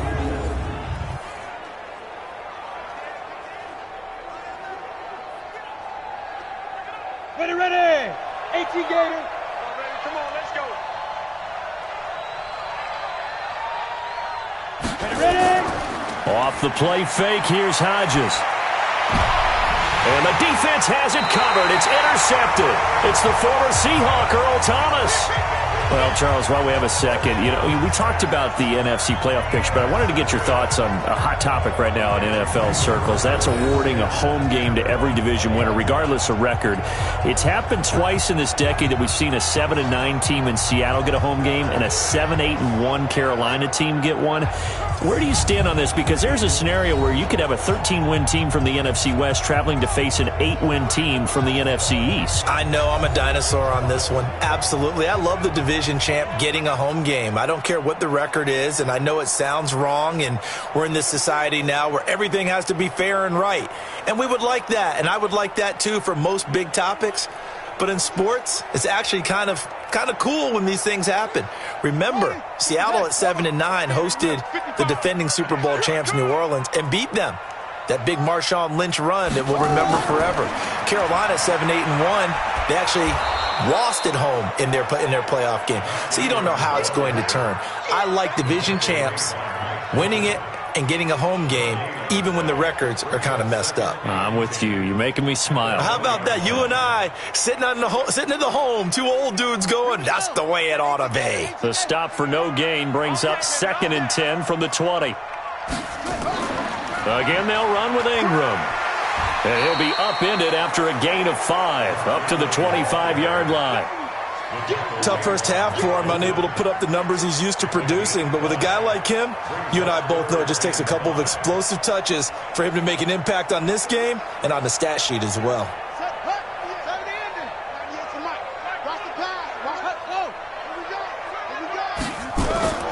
Jackson. They go screen. This is Ingram. And he'll wind up losing yardage here back at the 21-yard line. That'll wind up going for a loss of 4. And that'll bring up 4th down. Well, you can see what they wanted to do. They wanted to set up the screen there, but it got blown up. It's hard to run that play if you're not getting a lot of pressure at the quarterback because the space doesn't open up. They were able to read that one and slow it down and stop it before they could get a first down.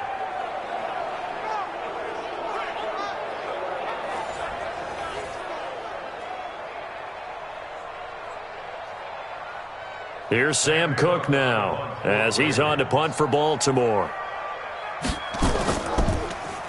And this is away. It's a high kick, and he got all of it. This will be fielded at the 17. A good return there. Call it 13 yards. And possession will switch hands, 1st and 10. The Steelers offense now, they get ready to head back on the field. And there are parts of their last drive they'd like to emulate. And, of course, they'd like to forget the inning, the interception. But they did put together, Charles, a nice sustained drive to get him down the field. Yeah, and unfortunately for them, the only thing that matters is part 2, right? Because once they threw the interception and finished off the drive, that does them no good to go back and say, well, we had a good one going. Finish things off. That's the only way you can get it done.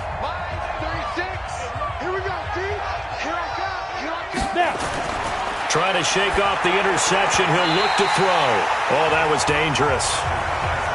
Throw it into coverage, almost picked. But instead, they'll keep it on 2nd down. Well, this is a good window right here, partner, to wish happy holidays to everybody out there in Madden land. And happy holidays to you and yours as well. Same to you. Merry Christmas, Happy Hanukkah, Happy Kwanzaa, however you celebrate the holiday season. Yeah, by the way, speaking of, what is your favorite holiday song? Because I know in the elevator on the way up, we heard Feliz Navidad and you went into the fetal position. Yeah. Unfortunately, I feel bad about that because, it's a big hit and all, but it's not my favorite. Silver Bells, as done by Stevie Wonder. Oh, yeah. My favorite. That's classic. I'd have to go Burl Ives, Have a Holly Jolly Christmas. Always puts me in a jolly mood. I love that because when we watch some of the Christmas specials, there's Burl Ives as the narrator. These guys have punted 4 times already, and they're staring at a 5th, barring a conversion here on 3rd down. On 3rd down, Hodges. And this is going to be incomplete. So it looked like maybe his 3rd or his 4th read on his progression. Just trying to find his outlet man that time. Ends up leading him just a bit too much.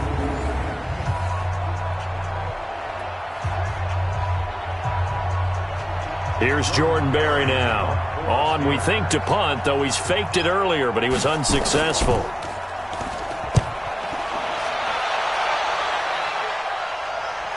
And a fair catch signaled for and taken at about the 18-yard line. So a change of possession here on the punt. And out will come the offense as they take over.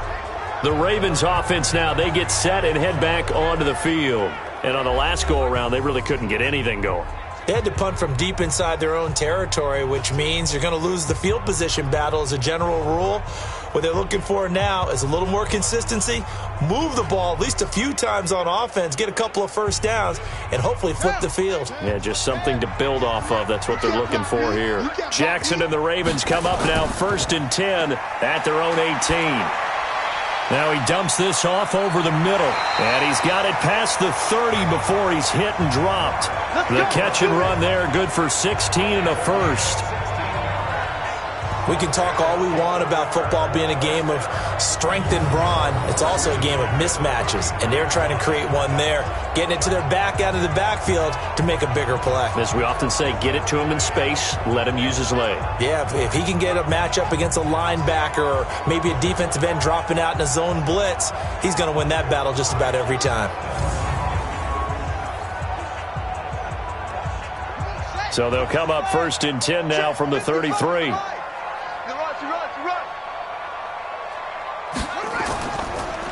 Now Ingram, he's been busy today. And he'll be taken down right around the 34 after a pickup of only a yard. Well, that didn't appear to be a run blitz. He just darted in once he saw the run develop. That appeared to be a case of see ball, get ball. Ready. 55. So we got man. Put up. Ingram again. Call it about a gain of 3, and they'll be looking at a 3rd and 7 coming up.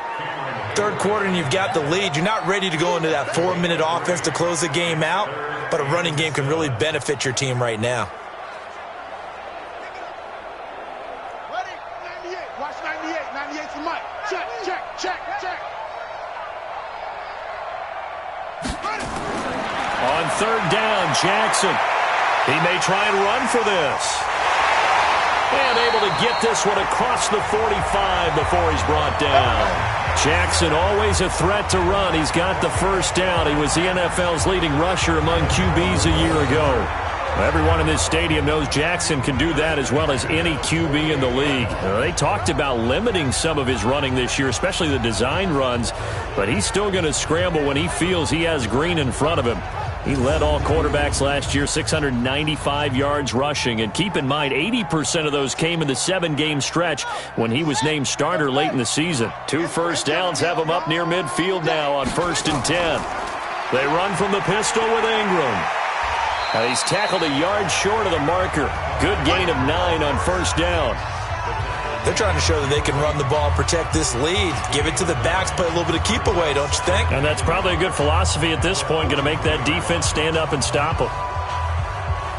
The previous run, good for 9. Here's 2nd and a yard.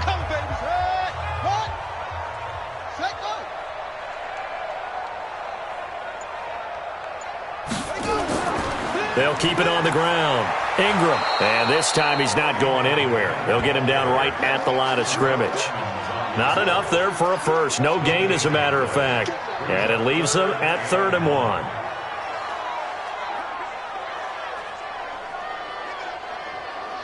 Ready. Now the wolf. 98 for Mike. I'm scared.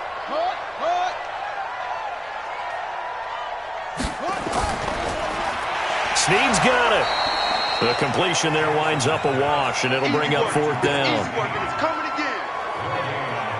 Well, if you're going to pass on 3rd and 1, you better get a first down if you complete it. They completed it, but no gain. The aiming point has to be beyond the first down marker where you throw the ball. 3rd and 1, you can't have anything that's even close to the line of scrimmage. Otherwise, you run the risk of what we just saw there, not getting the first down. Now Justin Tucker. He has hit from 61 in his career, so he has the leg for this. And this will be spotted on the other side of the field. It's a 61-yard attempt, and he missed it. It's no good, and this score will stay right where it is. Well, when you've got a kicker out there who's already missed twice, he definitely would rather have about a 30-yarder rather than one from a neighboring county. Can we agree to just give him a pass on that one? It would have definitely been a way to turn his mood around, but instead, it's a third miss and another scoreless possession.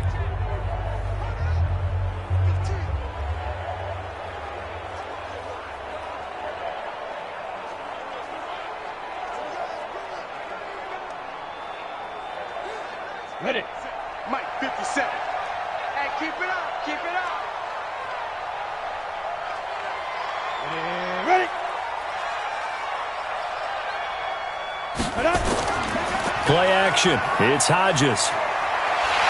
Nowhere to go here. He lost the football. And it's picked up by the Ravens.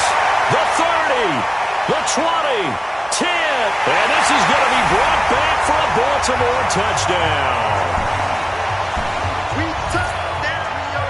They give some kudos to the defensive coordinator, I think, here. They bring the blitz, they dial it up, and it turns into 6 points for them. It's so nice to hear you actually give kudos to the defense. It is so nice. You're such an offensive guy like that. I love it. He dialed things up, and boy, a big play resulted for his guys. Well, you like the credit to the defense there, right, my friend? Yeah, do I ever?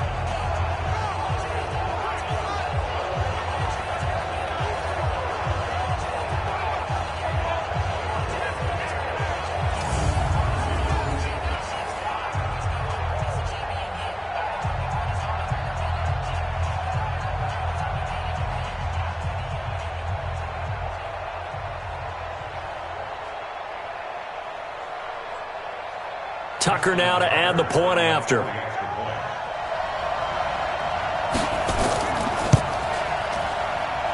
And that'll increase their lead to 28.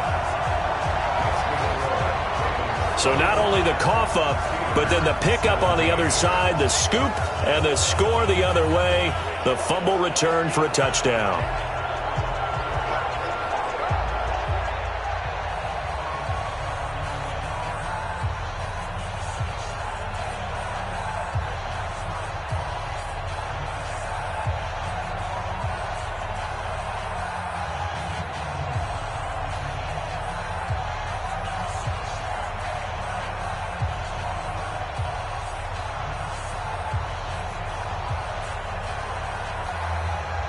So here's the kickoff now as he'll get it again following that fumble return for a score. That's fielded in the end zone. And he won't return this one. He'll go down to a knee, and they'll start at the 25.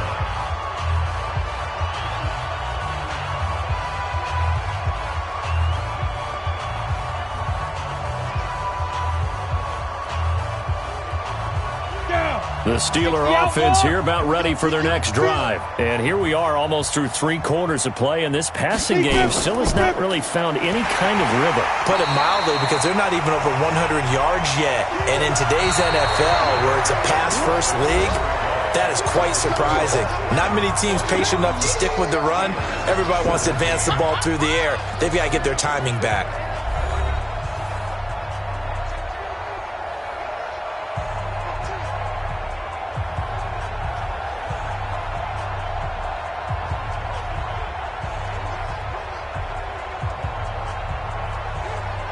So now they have to contend with 2nd and 13 after the first down run goes backwards. From the gun, it's Hodges. That went into the hands of his tailback, Samuels. And he'll wind up losing yardage here back at the 21-yard line. It'll be a loss of a yard, and it's going to be 3rd down and a ways to go here, 3rd and 14. If you're a selfish player and you're throwing the ball, you're cool with the completion. Maybe not so cool with the yardage loss, though, huh? Yeah, you went backwards on the yardage. Hey, it kind of works like a sack for the defense there. Yeah, it's a really big play for them, right? Able to figure it out, sniff it out, and finish it off.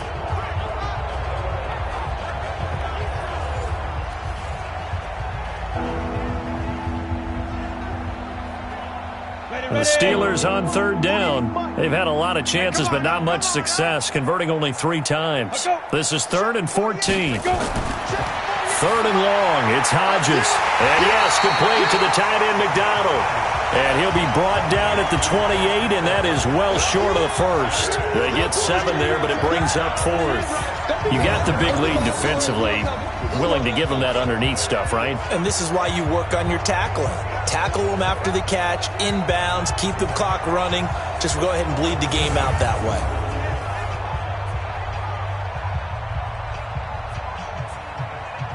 A critical one here if they're going to have any shot at this thing. So they'll go for it on 4th down. Hodges now. And this is incomplete. Boy, it looked like he had it and dropped it. And the Ravens get the football back and in great shape. Well, that's another mistake there on the drop pass on 4th. And we've seen him do things like this all game. It's not hard to figure out why they're down by that deficit. They haven't made plays that are going to keep them in the game or win the game all game long. That's another example right there. It all boils down at the end of it to execution. Either you make the play or you don't.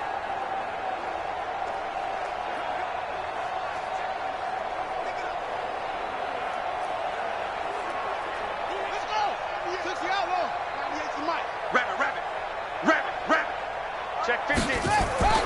And a 20th carry now for Ingram. And he'll go down right on the edge of the red zone following a pickup of about 7 or 8. Bottom line, they want to keep this clock rolling, so they'll take that one right there. They just want to keep falling forward, and they want to put the onus on the big fellas up front in order to bring this one home.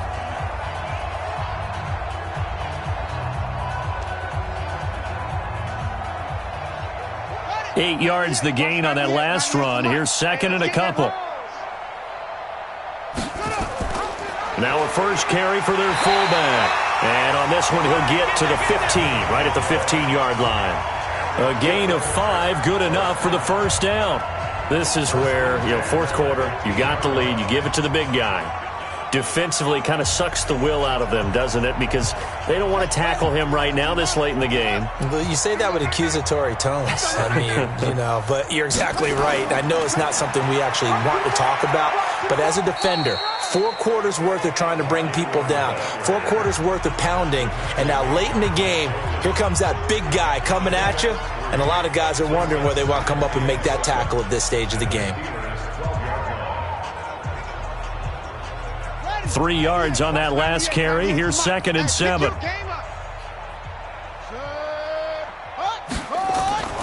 They'll keep it on the ground. It's Ingram. Ingram churning. He lost the football. And it's picked up by the Steelers. And he is going to get this one back to the 20-yard line. Often on fumbles, you look at the guy who coughed it up and say, geez, what did he do? But, hey, let's tip the cap to the defense here. Not a problem at all, my man. I'm not even going to tip it. I'm going to doff my cap to him. Congratulations. Big-time play. Knocking it free and creating something good for your team. Pittsburgh's offense now heading back out onto the field. And this offense last time turned it over, went for it on 4th, didn't get it. They're lucky, though, because no points against the team on the board, but we'll see how they respond. Yeah, they've got to get a lot of credit to their defensive teammates, don't they? They had their backs on that last series, and because they did so, that allows a coach to still stay aggressive on offense and maybe go for it again in a similar situation. I was going to say maybe makes that offense feel good when you know you've got a defense making stands like that.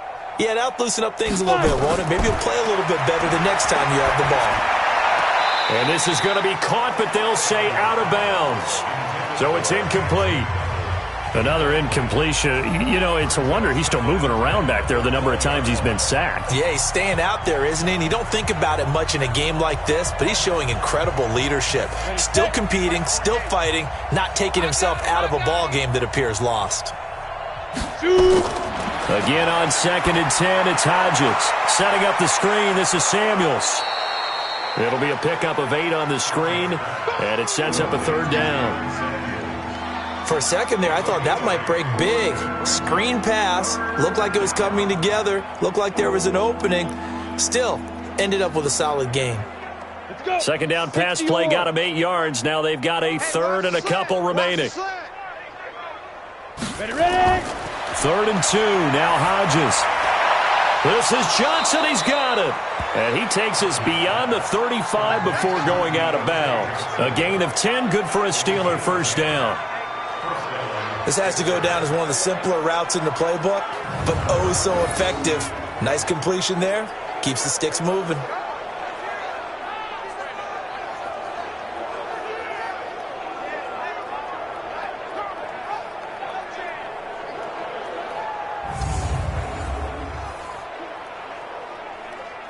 So signs of life in what's been a dormant offense in this second half. Here's 1st and 10. On 1st and 10, it's Hodges. Complete. It's Johnson. A gain of 6 there on 1st. Nothing fancy on 1st down, but a very consistent type of a play. Hit that slant. A lot of people call it an extension of the running game, and it can be if that pass is completed, because you hit a guy on the run like that, he often can go for big yardage. Sets him up nicely for 2nd down, staying ahead of schedule. Once more, Hodges sets to throw it. He's going to go for a big play downfield. And this is going to wind up incomplete. The coverage there too strong on the deep ball, and now they face a 3rd down. Well, the trials and tribulations of being a quarterback in this league, it's tough. It's got to be wearing on him out there. Well, he has been sacked a number of times. He had an interception, so I'm going to give him a skosh of credit for hanging in there and trying to make something happen, despite the amount of pressure he's been under this entire game. Hodges. Open man, Smith-Schuster. It's complete. There he goes, left side. And into the end zone. Touchdown, Pittsburgh. Juju Smith-Schuster, 56 yards. And the Steelers are able to cut into that deficit. Obviously, the scoreboard right now is not the friend of this rookie quarterback. But, hey, a touchdown pass there maybe builds a little confidence. Every rep is valuable when you're a rookie. Every time you step up and throw the football, there's a lesson to be learned. Yeah, he took advantage of a little bit of loose coverage there with the lead. But at the same time, got it done. And it'll take a little bit of satisfaction away from that throw.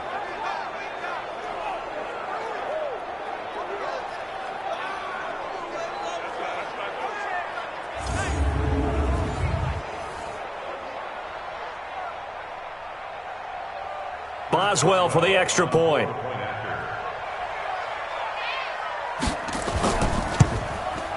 And that'll cut the lead back now to 21. That drive goes 80 yards in 6 plays. And it ends with a Pittsburgh touchdown.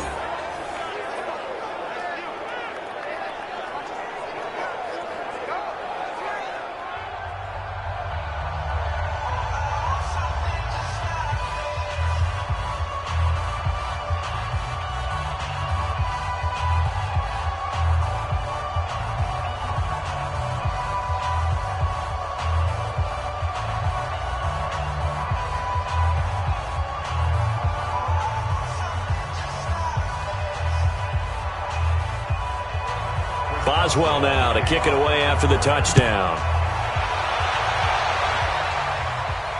This fielded at the 2. And not a bad return here. He gets it out to the 25-yard line. Get ready. Now the Baltimore offense heading back out onto the field. I'm sure the message as they come out onto the field was, hey, take care of the football, because the fumble last possession led to a touchdown. Still a 3-score game, though. You don't want things to start to snowball. You know, one error leads to another, which leads to another. And then all of a sudden you're fighting for your life down the stretch instead of finishing the game in style, which is what they're trying to do on this drive. Yeah, it would be a pretty amazing comeback, but we've seen crazier things happen in the National Football League. We certainly have. Jackson and the Ravens come up now 1st and 10 at their own 25-yard line. They'll run with Ingram here to begin the drive. And he's taken down but able to slip across the 35. It's a pickup of 11 and a Baltimore 1st down.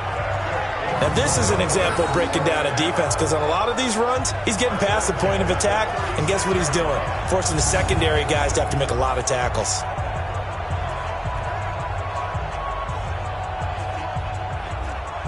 So from the 36 now, 1st and 10. Go. Watch safety creep. Safety creep. Now it's Ingram.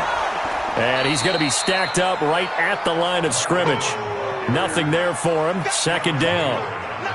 This defense starting to buckle down when they need to, and right now they're winning this 4th quarter, losing the game, but they're winning in the 4th quarter. And what a fine line it is about what they're trying to get done, because they're down, so they obviously need the football, need a score, but they can't be so aggressive as to give up their edge, their gaps, and have the offense hit him with a big play. And he'll be taken down, but not before he gets into enemy territory. The Ravens get a new set of downs, give them 17 on that pickup.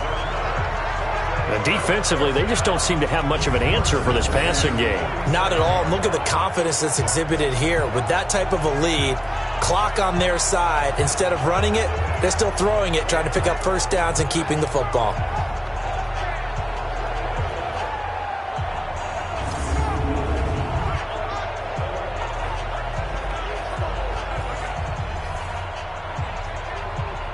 Operating out of Steeler territory now. Here's 1st and 10 at the 47. Here's Ingram. And he picks up about 6 as he gets this down to the 41. Good gain there on 1st down and keeps him in a running situation probably. They did everything right on that play, didn't they? They got the leverage up front, good blocking, nice hole for him, ends up picking up nice yardage, stays in bounds to keep the clock rolling. They are in charge of this scenario right now. They want to stay that way. And not in any rush offensively.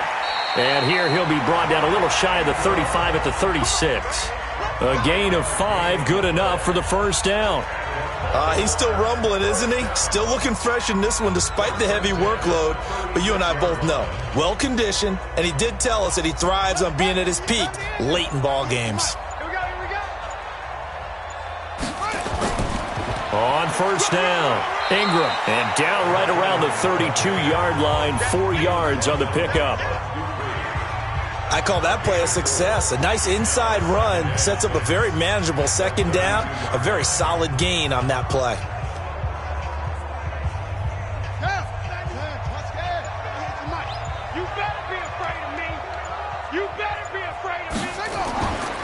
On 2nd down, it's Edwards.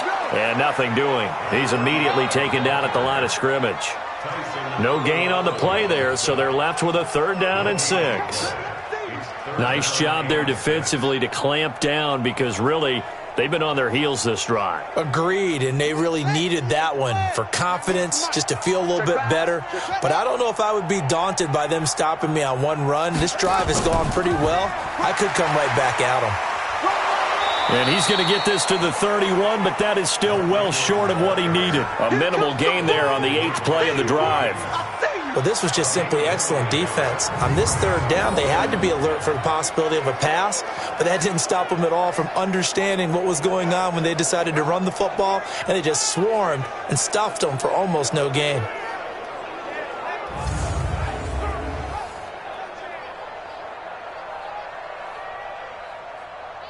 So now here comes the field goal unit again, and this phase of the game has been an absolute disaster so far. And remember, he had one blocked earlier. And this will split the uprights. It's right down the middle, and that will extend the lead out to 24. So it's 3 more points, and that widens this thing out even further here in the 4th. And you know in this league, you can never have enough points, but this widens it out, as you said, and now it's all about ball control, isn't it?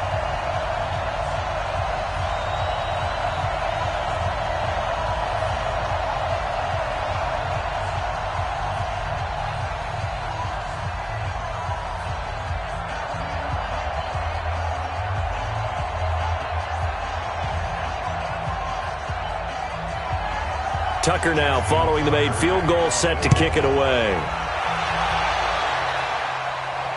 This fielded a few yards into the end zone. And no run back here. This will be a touchback, and it comes out to the 25-yard line. And now out come the Steelers. And they're hoping to redo their efforts in the last drive when they got into the end zone. And just think of what it's like now on the sideline, because when you score a touchdown, you have to go over and look at the tablet and see what you did on the last drive.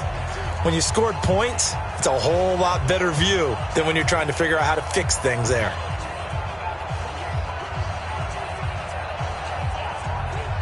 Here we go.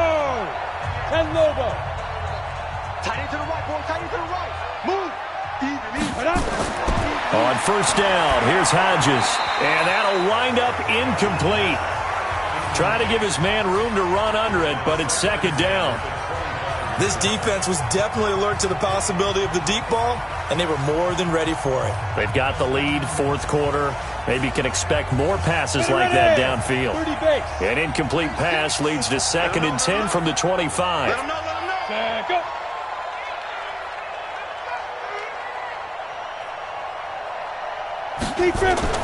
Second and 10. It's Hodges again. And he's got his man, the tight end, McDonald.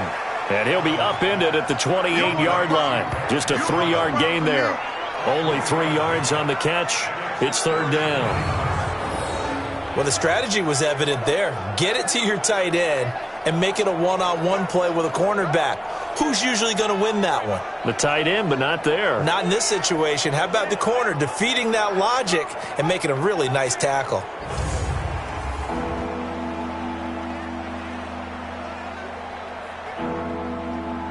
The last catch did get 3, but they're still left needing 7 yards on third down. From the gun on third down, Hodges. He'll find Smith-Schuster. That's complete.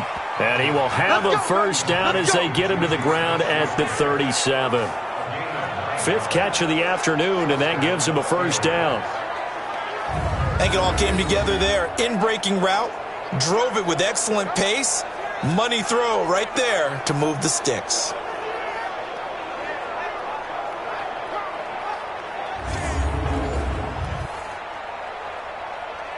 Here we go. Line of scrimmage, the 37 on 1st and 10. I got him. Switch. Go. Looking to throw on first down with Hodges. Johnson's got it complete. And that'll be good for 8 yards to the 45. A good pickup there. 8 yards on the first down completion. In so many ways, throwing the hitch route is actually one of the safer things an offense can do. Get the ball out to the receiver as fast as possible, hope he's got man-to-man coverage, and hope that his athleticism wins on the perimeter. Now it's Hodges, and it's complete. He gets this one to Washington. And he's going to be taken down with the first down at the Ravens' 44-yard line. You can see the time and effort and thought that they put into their passing game because it was evident right there. It looks like a simple pitch and catch, but you and I both know that they have planned for this and worked hard to make it happen. Here's Hodges looking to throw, and this is caught. I think he got that with one hand. And that's a loss of 7 on the first down play. What a catch, and one-handed, and I'm starting to lose my awe about the play, and maybe I shouldn't. How much of this is the player? How much of it is the glove? Well, those gloves, they do have a little grip to them, They don't get that they? little extra tackiness to them now, and I know the guys in the NFL, the competition committee, some other places, they're talking about examining those gloves to see if they're having too much of an effect on the game. Again, Hodges. And that one finds the ground, breaking a string of 5 straight completions. And it brings up second down. No, third down. At this point, down big, you'd have to imagine this defense are just going to sit back, blanket the field as best they can. Yeah, this is actually the easy part of the game for them because, just as you noted, they can sit back, keep everything in front of them. But they blanketed the field the entire game using a variety of coverages. They go draw play. This is Samuels. Call it a gain of 3, and it'll bring up 4th down. As much as I praise teams for being true to who they are, in this situation, I wonder if maybe they outguessed themselves a little bit. Third down seemed like an obvious passing situation. They chose to run it and didn't get anywhere close to a first down. Here's Jordan Berry now as he's on to punt for Pittsburgh.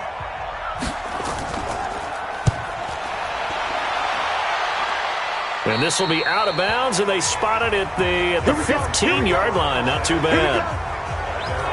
And now Baltimore gets set to take the field. And they split the uprights last time for 3. They've got the lead. They're not going to play this conservative. They're not hoping for another field goal. They're hoping for a touchdown. I'm with you on that one. I like where your head is. I like the way you're thinking because you're exactly right. Trying to sit on a lead and play that way, that doesn't work too well for most teams. Run your offense. Yep. Run what you do best. Exactly. Put it all the way down and try to increase your lead in a big way. And the best way to do it, touchdowns.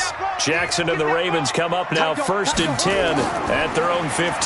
The drive starts here with a carry by Ingram. And not a whole lot to speak of there as they'll bring him down shy of the 20. A gain of 3, second down.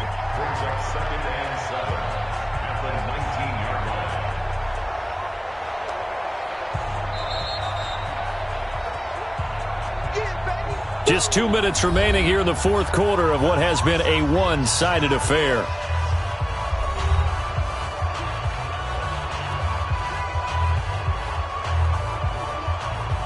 So it's Raven football here as we welcome you back. And no doubt what they're looking to do is just salt away the final couple of minutes and escape with a win. Oh, he tried to pitch it, and the ball's loose. And it's picked up by the Steelers. And he's free going down the left side. It's a foot race. And he takes it back to the house. A fumble recovery for a Steelers score. So hold the phone here, Charles. I'd kind of written them off, but after that touchdown, it's certainly a long way still to go, but stranger things have happened. Well, when you're going to have big second-half comebacks, plays like that have to be involved.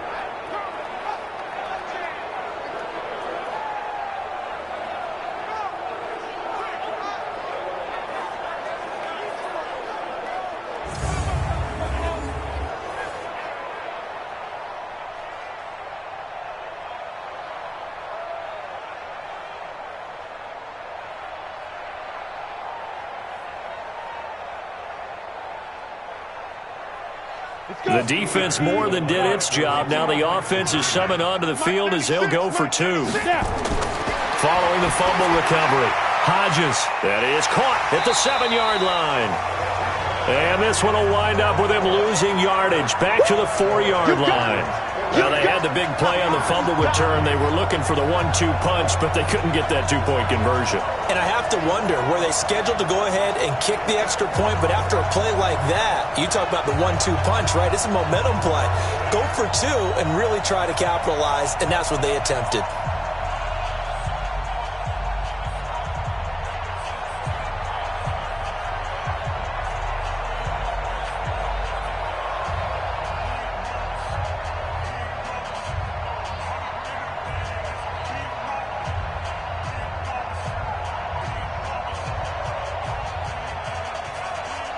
So still lots of work left to do, but here comes the onside kick.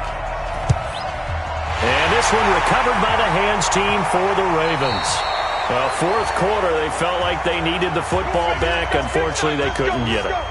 And I know we brought analytics into the game, and someone has said here that the data says that when a team's expecting an onside kick, 80% of the time, the team expecting it, they do actually recover the ball, which is what we saw here. I just wonder if that number is much more of a anecdotal type of a number. Kind of like when the coaches tell us, well, when you score on special teams, 93% of the time you win the game. I'm still waiting to see that number is empirical.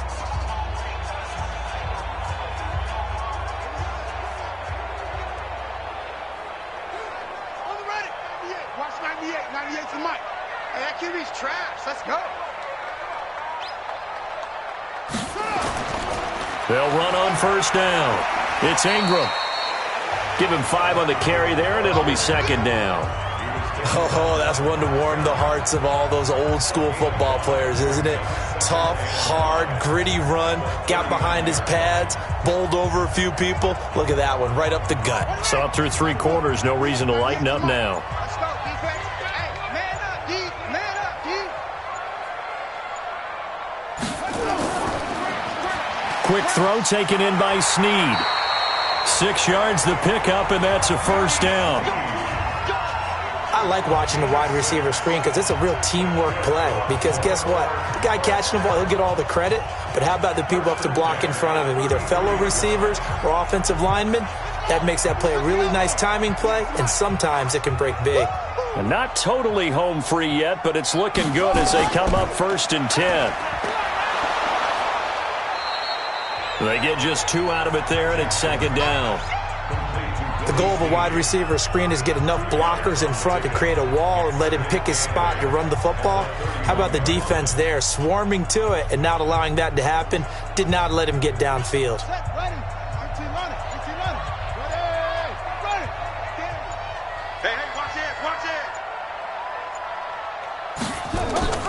On second down, it's Ingram.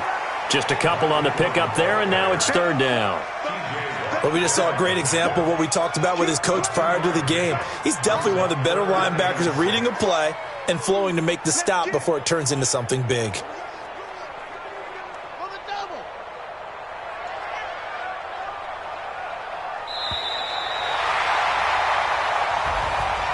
Well, Charles, it's one thing to win. It's another thing to win and put up the amount of points that they did. Boy, were they clicking on offense. They can't help but feel great about themselves, can they? I mean, what a game to put up that number of points, continually feeling like they're moving the ball and things are working and clicking. They think that they can bottle this and carry it with them. And as an offensive coordinator, you just don't think you can do anything wrong. Whatever you call, run, pass, it's all going to work. That's called being in the zone.